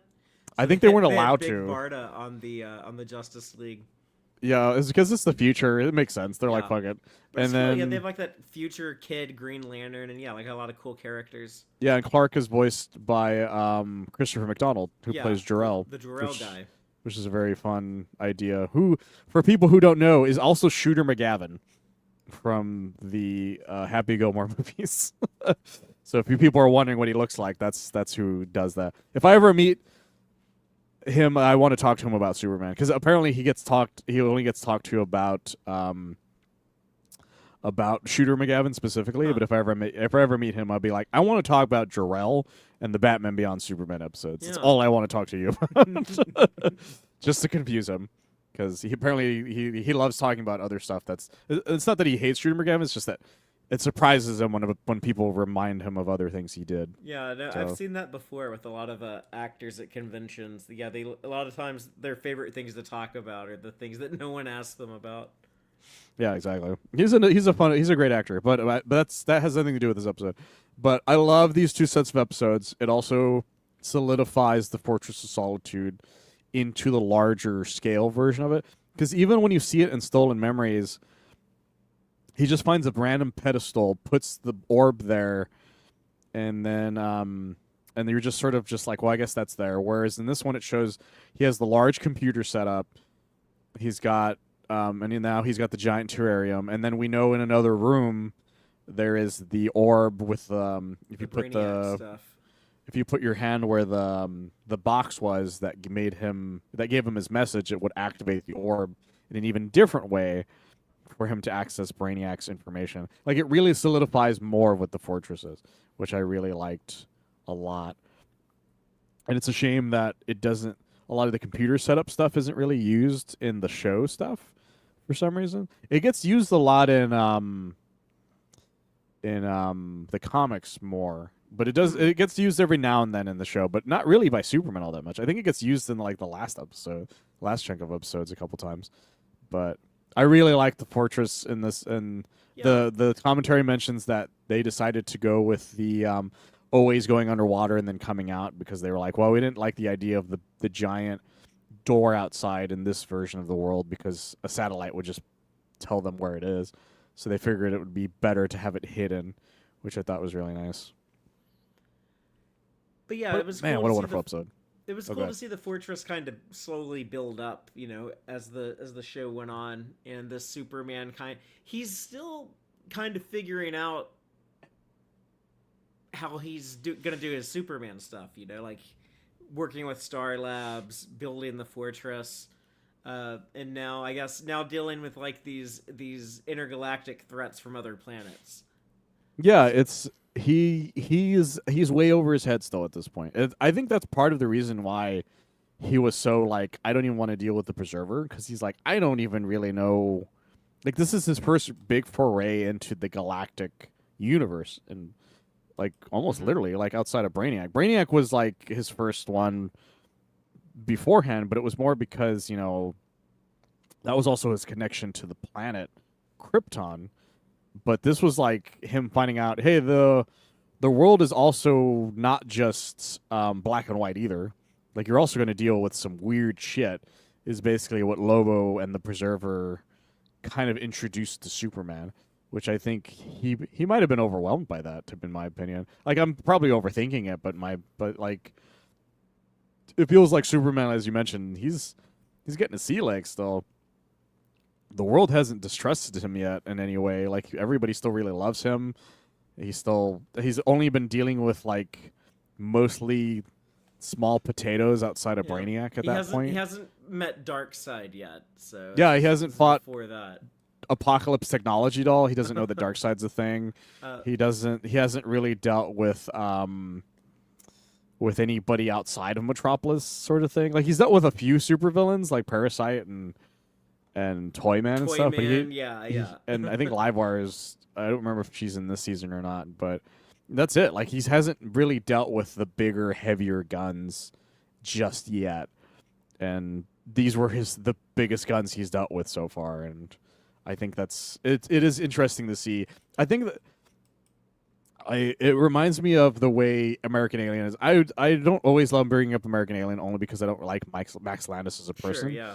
but I like what he did with American Alien, which is American Alien used the idea that the book was that it's a series of moments in Superman's life that affect him later down the line, whether it be like the first time he decided he was going to be Superman, the first time he dealt with like just like the bigger world outside of Smallville, or if he just decided. And the last issue I thought was great was him learning to interact with a greater world than just the planet Earth, but not with like, but again, not with like Darkseid or Brainiac or somebody huge. With Lobo of all people, like for some reason Lobo is hired by somebody to destroy part of Earth, and Superman just ends up fighting him and shows to the universe, hey, I am somebody not to be fucked with. And it's kind of like, this episode kind of does that in a weird way of Superman because Brainiac didn't leave, but Lobo can now go around the universe telling the tales of the Superman to whoever if he's bored enough just to tell people, hey, let me tell you about this fucking geek I met one time. And it's like, and now the rest of the universe is slowly going to find out about who Clark is. I know that's not like, again, probably not what their intention was, but it's a fun idea to think about. Yeah, and it was fun to see Superman get to go do space adventure stuff, get off Earth. Like this TV show begins set on Krypton. Like the first episode is all Krypton stuff, so it kind of had those cosmic roots built into it. And also just like it's a very satisfying ending to see like, oh, look, we're building out the Fortress of Solitude, and what a sweet moment that this guy who's the last of his kind. They kind of like made like this whole story about like that's the whole reason the Preserver wanted them, because he is the last Kryptonian, and it reinforces how lonely that is. Now he's like the outsider, and he's this unique one of a kind thing, but it's like, oh look, he has all his little animal friends that are all the last of their kind too. It's such a fun set of episodes, or a couple of episodes that they did with this, and it's a shame that Lobo one didn't really show up all that much after this. He No, showed up, as you mentioned, at the end of the Maxima episode, and with just two, one little quick joke, but it was a yeah, pretty good gag, and who doesn't love seeing Lobo show up? So it's a great gag. And then the only other time he showed up was in Justice League, and I'm sure he was in the Superman Adventure comics, but I'd have to go yeah, check on them. I'm kind of Um, disappointed that they didn't do anything more in Justice League other than he shows up in the episodes hereafter when the Justice League believes Superman has died. It turns out he was just zapped to the future and he's hanging out with Vandal Savage in the future. But during that time, Lobo tries to replace Superman on the Justice League. They're talking about like, oh, we should get a replacement, and they're talking about like, who should we get? Aquaman, Metamorpho, and then Lobo shows up, and he's like, how about the main man? How about me? Yeah, I love that they have these they have the little black bandana things for his death. Yeah. And Lobo goes, "Ooh, bandana," and just wears it on his head. But it was the armbands from like in real life. They made the armbands to promote the death of Superman. When the comic came out, they had all the characters doing Yeah. the death of Superman armbands. So And the fact that you could get one with the special editions were really funny. I've always been tempted to buy one of those because they used to be able to buy them for like $1. But now people try to sell them for more, but they're not really going to get any more for it, type of thing. But no, yeah, it's wild, and I'm always bummed that Brad Garrett never did Lobo again after Justice League, because he's been in a bunch of stuff since then. I feel like DC realized how awesome Lobo was, because one, as you mentioned, he's in Young Justice, or as we mentioned, he's in Young Justice. Two, he was one of the first DLC characters to Injustice 1, and then he showed up in apparently Justice League Action. I'm trying to remember who he plays him in that. I could have sworn it wasn't Brad Garrett, but I have to double check. maybe because I mean they got a lot of DCAU voices in Justice League Action. While you're looking at that, I just want to point out the comment from the live audience. But Olivia Miller says, "Do you think that Lobo might show up in My Adventures with Superman season 3?" Which I would love to see. Anime version Lobo. I think that would be really cool. I would love that, but I don't. Yeah, I actually, if with way things are going, I wouldn't be surprised. I found it. It was John DiMaggio in Justice League Action. Okay, cool. So Bender, but yeah, he does a lot of. I could picture him doing a great Lobo. There was a lot of DC stuff. because I decided to look up the clips of the show real quick. As at one point, this was before we started. And a lot of the comments were like, "Oh, I thought John DiMaggio did it for Superman the Animated Series as well," because a lot of people just did not know it was Brad Garrett, which I think is kind of funny. But he's great and all that stuff. I'm trying to see who else did him. So in DC Superhero, he's voiced by Tom Kenny. He's also in Young Justice. He's voiced by David Sobolov. I think is what this says. Sobolov. Alien language. And then we always I always like bringing up the fact that he was also in Krypton, the show Krypton. Yeah, he was played by like an Irish guy, right? Yeah, Emmett J. Scanlon. Who looked good. He looked like Lobo. Yeah, he's from Ireland, and he's been in a few things. He's in fact he wasn't in Guardians as some random side character, but he was like everyone in Krypton looked wonderful. When they had Brainiac, he looked incredible. Mm-hmm. When they had Doomsday, he looked incredible. When they had Lobo, he looked incredible. But god damn it was for the show Krypton. It's also weird because it would mean Lobo is stupidly old in the universe of Krypton. Yeah, because it was like Kal-El's grandpa, right? Yeah, it was his grandfather. Jor-El's grandpa. I swore I'd have to check because I don't even remember because this is how long ago. And the fact that the story was like, hey, I'm trying to make sure Superman exists, and he's like, what are you talking about? He's like, well, your grandson or great grandson, or I don't remember who it was like, is going to be like the universe's greatest hero, but also I can't tell you any more than that. Yeah, I guess Emmett Scanlon also played Jim Corrigan in Constantine, who becomes the Spectre. Yeah, I'm looking it up. He's supposed to be the grandfather of Kal-El. He was Seg-El. Get it? Seg-El. It's like Siegel. Well, I think he was also, or no, there were a few different Irish actors who showed up in that show. Because some of the guys from Game of Thrones, now that I'm thinking about it, were in there. But I think so. One of them was Krypton also was, Kal-El's great grandfather. I think was also an Irish guy. Yeah, I think it was the same guy who plays Dudana in Rogue One. But Krypton, I watched season 1 of Krypton, and yeah, it was kind of an interesting science fiction show, but it's not what I think anyone wanted for like a Superman show. But It was an interesting idea because of the fact that you couldn't, for some reason, DC, and I still swear they're like this to this day, was that anytime they were trying to make anything that involved a character, you just weren't allowed to do anything with that specific character in live action. Because yeah, and even if there was an animated show, you weren't allowed to do another animated show at the same time because it would quote unquote confuse audiences because they they've thought always people were been dumb enough for about that. Like, I always bring up. I know we brought up the first time was or one of our first ones where, according to the writers of Smallville, they're like, yeah, when they were trying to make J.J. Abrams' Superman flyby, his script had Krypton not explode in it. So they're like, hey, how can we make Krypton not have exploded? And they're like, we're not. That's not how this show is designed. Krypton very much exploded in Smallville. Like, well, could you make it not have exploded? They're like, we'll look into it, and they just never did. yeah, that Superman flyby script had a lot of interesting ideas. We'll say. Uh, We got lucky that movie never got made, really.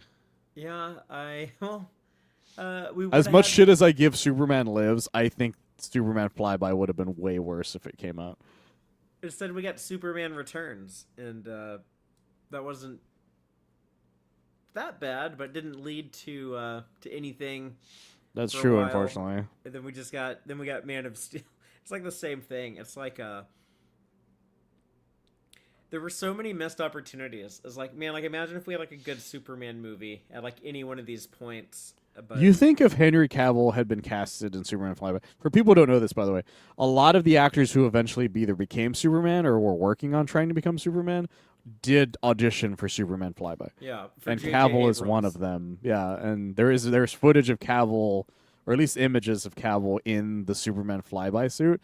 And I wonder what would have happened if that was the movie he ended up in and not the fucking Zack Snyder one. Would it have been better for him or would it have been worse for him? I don't know. It's hard to tell where we would be now, and what's happening now with the DCU.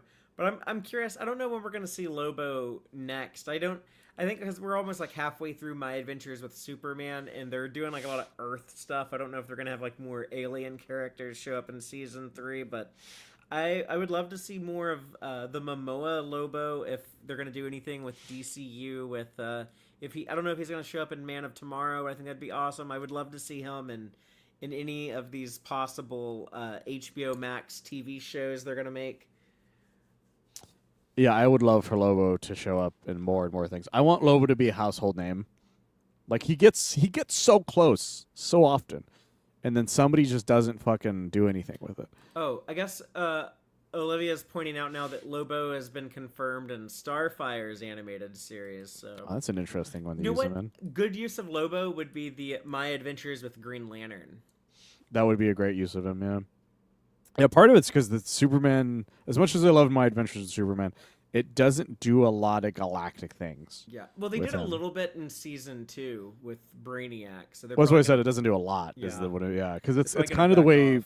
first season Superman animated series is that it doesn't really unless somebody comes to him, it doesn't affect him normally. Whereas in later seasons of Superman, he actually goes out and explores different places, like when he finds Supergirl, when he ends up fighting Jax-Or and Mala in space, Mhm. when he finds out the apocalypse, all those things. In fact, I always love that the second DVD's tagline is Superman has a galaxy of foes or something like that. I think is what the tagline is, and it's like it's to be like, hey, yeah, this is no longer just Earth shit. This is like Yeah. there's a lot happening to Superman now, and I thought that was really fun.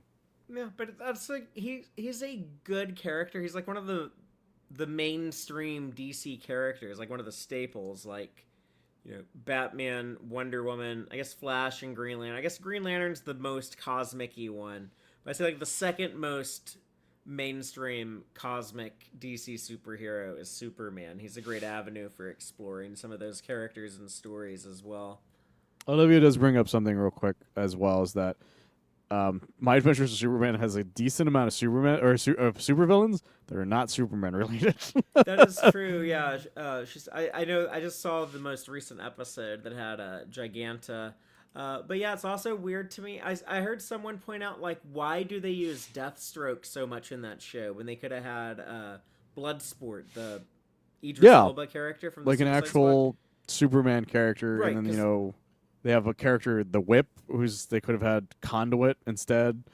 They have Heat Wave, who's a Flash villain, yeah, but they could have had literally any other character. they could have They had could have used Volcana. Volcano, Yeah, yeah.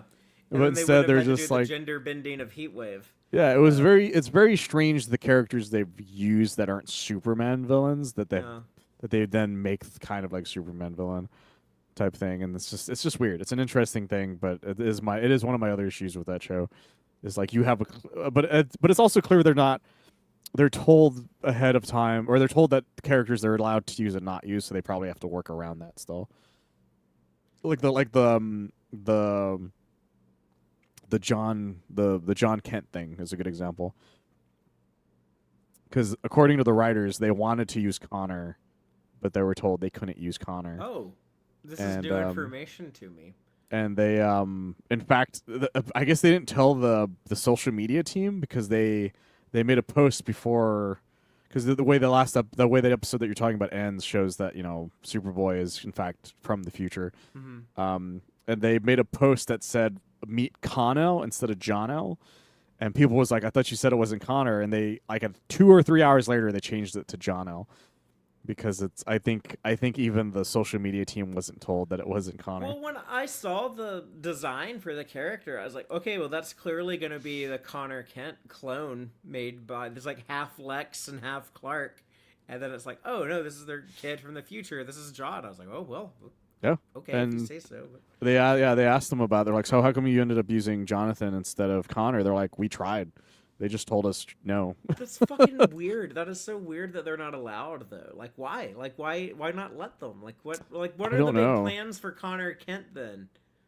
It's very strange whenever that happens. But it did answer a question I've always had, which is they're like, are there things they're allowed to do but they just aren't going to do? And that seems to be the idea. Like DC is always you always have to get whether it's DC or Marvel, when you're making something involving them, you have to get their permission, even though you really want to use a specific character. Olivia Miller brings up another good question, saying, and how does Krypto the Superdog get a second animated TV series, but Wonder Woman still doesn't have her very first one?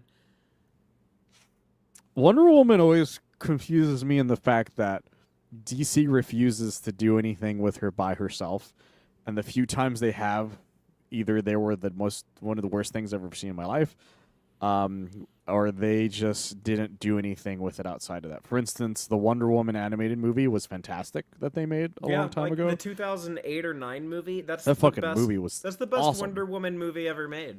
Yeah, it was incredible. Wonder Woman 84 is one of the worst things I've ever seen in my life. The first Wonder Woman's fine. I like it quite a bit. And then but before that, they tried making a Wonder Woman television show. And I'm not talking about the original Linda Carter one, because that one, is the main thing she's good for.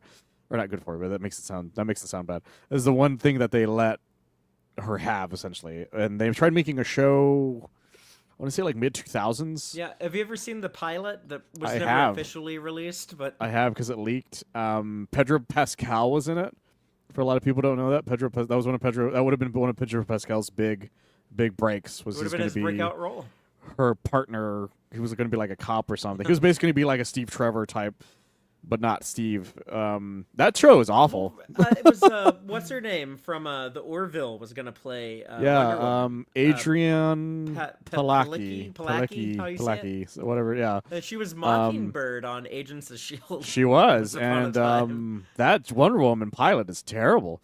It's garbage. Not her fault. It's not her fault, but God, it's so bad.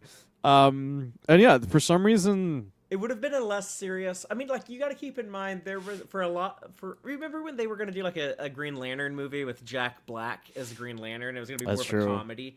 Like, for a long time, people didn't know if you could make every superhero like the serious dramatic character. A lot of people were like, well, remember the 60s Adam West Batman? Remember how campy that was?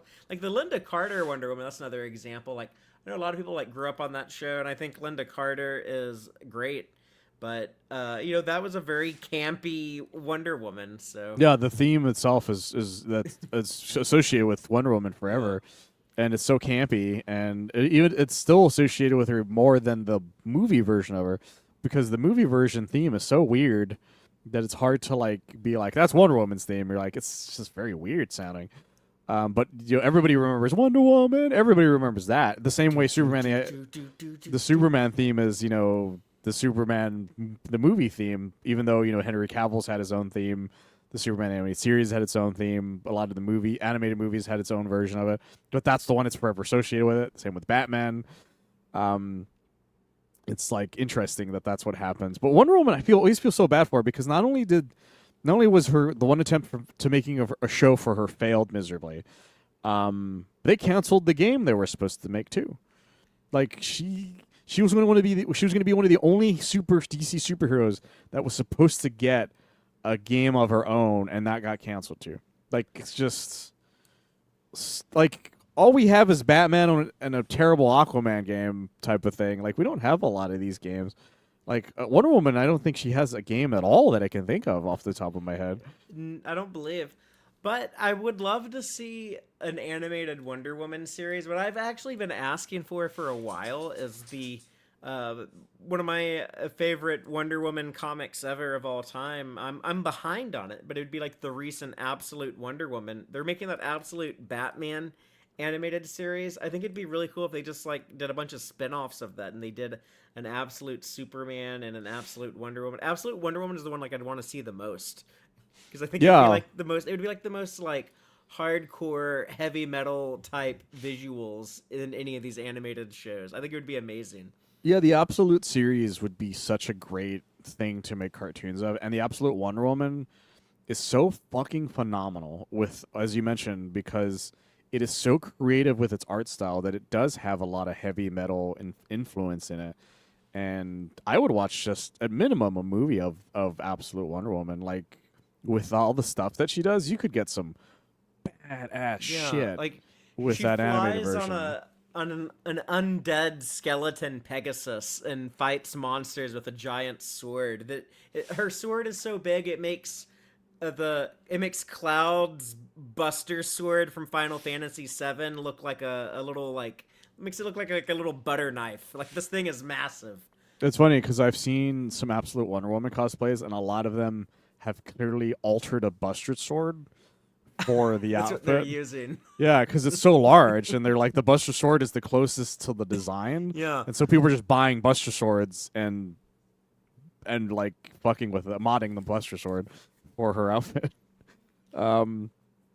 It's fucking wild. What like how because Wonder Woman, a lot of people are like she's so different. I'm like, here's the thing, character wise, she's just Wonder Woman, but she's so heavily involved with magic in this universe than the mainline one that she just seems so much more interesting because of it. She's a warrior witch. She's like Conan and Merlin both. Like that's badass. Yeah, exactly. And also, I don't like the Tom King, as Olivia mentioned. I don't like the Tom King Wonder Woman mainline run right now. It's just fucking. It's baffling. I don't understand what he's doing with it. Yeah, I want to read it because I'm really curious about like the daughter Trinity stuff, and I think that'd be like, oh yeah, I want there to be like, I want Wonder Woman to have a daughter who can hang out with like John Kent and Damian Wayne and have like the Trinity, the next generation. I think is a great idea, but also everything else I've heard about that book, I don't like.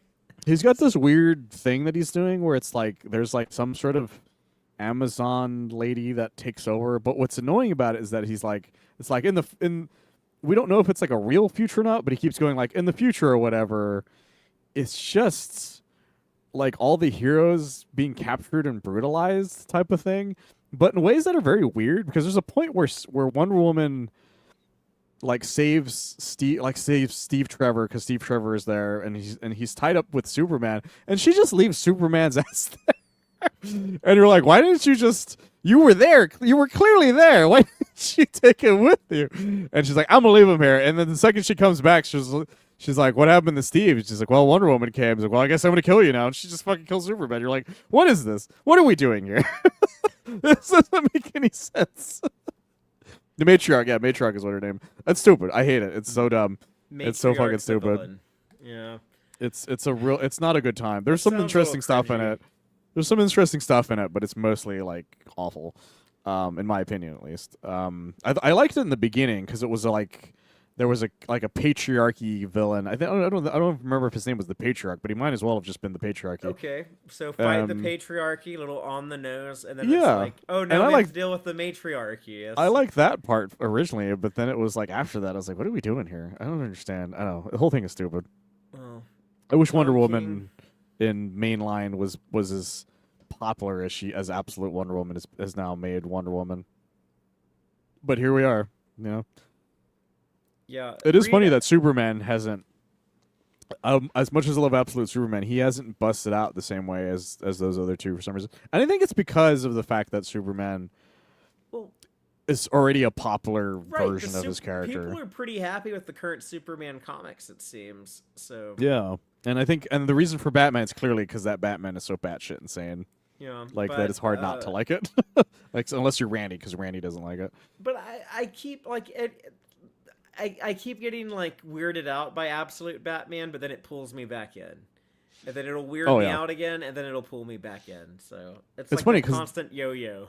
that's what's keeping me in is because it's so fucking weird. Because every time I think I know where it's gonna go, Batman punts another kid, and you're like, okay,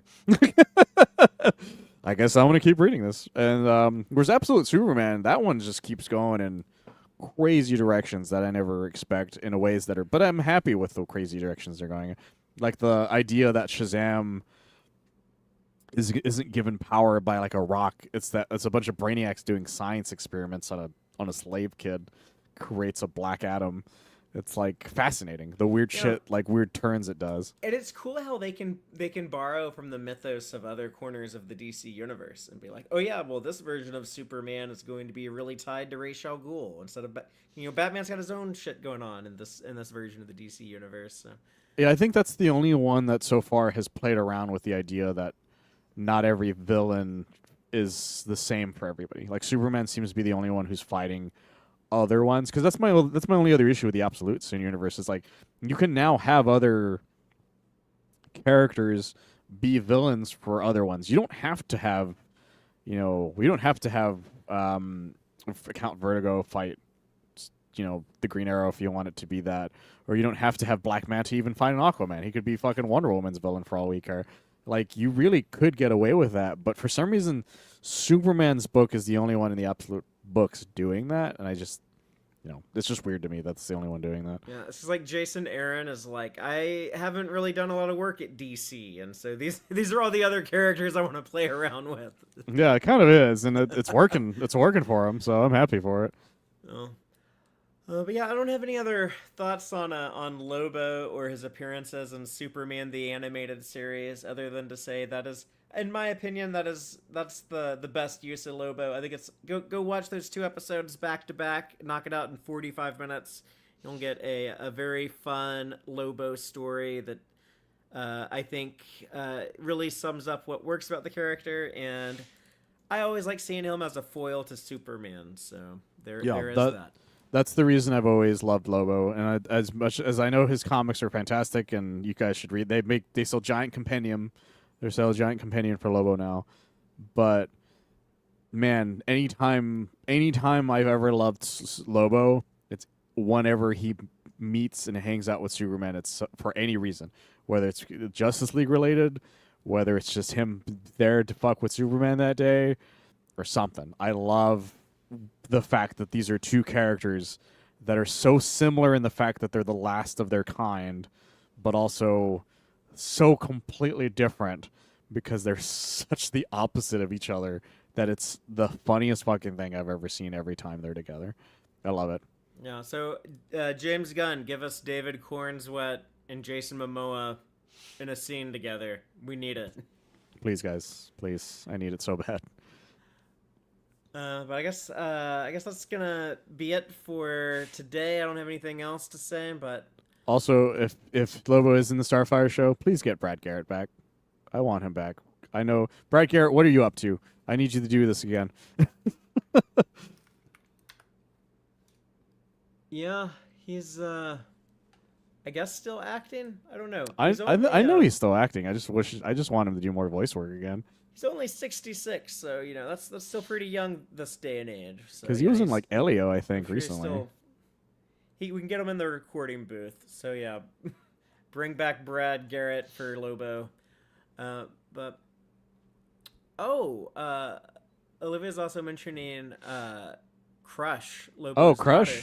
I love Crush. If they're gonna do Jessica Cruz, or if they're gonna do like this young Jessica Cruz version of My Adventures with Green Lantern, maybe if you're gonna have young female Green Lantern, maybe put her up against Lobo's daughter as a villain. So. The only thing I wish is that I wish Crush was used more often and stuff. The last thing she was in, I actually don't. Well, last thing I remember her being in, because I haven't read Lobo's current run, is there was a Lobo mini with her, I think it's just called Crush and Lobo, where Lobo tricks her into taking over his prison sentence, and it's fucking wild because he's in prison and she's like I'm gonna go. He's like, I want you to come visit me, and he's like, okay, fine. And so since she has the same DNA as him, he fucking swaps them. It's such a fucking wild story. She was a Teen Titans character, right? They created her for a Teen Titans run. Yeah, and we still don't know what the deal with her mother is at this point. We've gotten small hints about it, but we've never heard of anything there. And she's also a queer character, which I thought was really fun. And that she actually already has a girlfriend on Earth that just deals with her nonsense. So I thought that was really interesting. Yeah, I should read some of Crush's appearances in the comics. But I guess that will do it for today. But we'll be back soon. I don't know, maybe we'll talk about some more Lobo. Eventually, we'll have to do some big wrap up for season 3 of My Adventures with Superman. I think we're at 4 episodes out, so we could do like a season 3 part 1 of season 3 and just discuss like the first 5 episodes. Yeah, that's very doable. Because the season's usually like 10 episodes long. Yeah, so I think we're about at the halfway point. And I'd like to get back to some of the comics at some point. There's been some really cool stuff happening this last year that I'm just now catching up on. Yeah, and Superman's supposed to be coming back into the main timeline, or the main title, pretty soon. Actually, there's supposed to be this large Zod event that's happening soon, so I'm excited to see whatever that means, type of thing. Yeah, so we'll have plenty of Superman to talk about in the near future, but we'll go ahead and sign off for now. And until next time, as always, keep it super, y'all.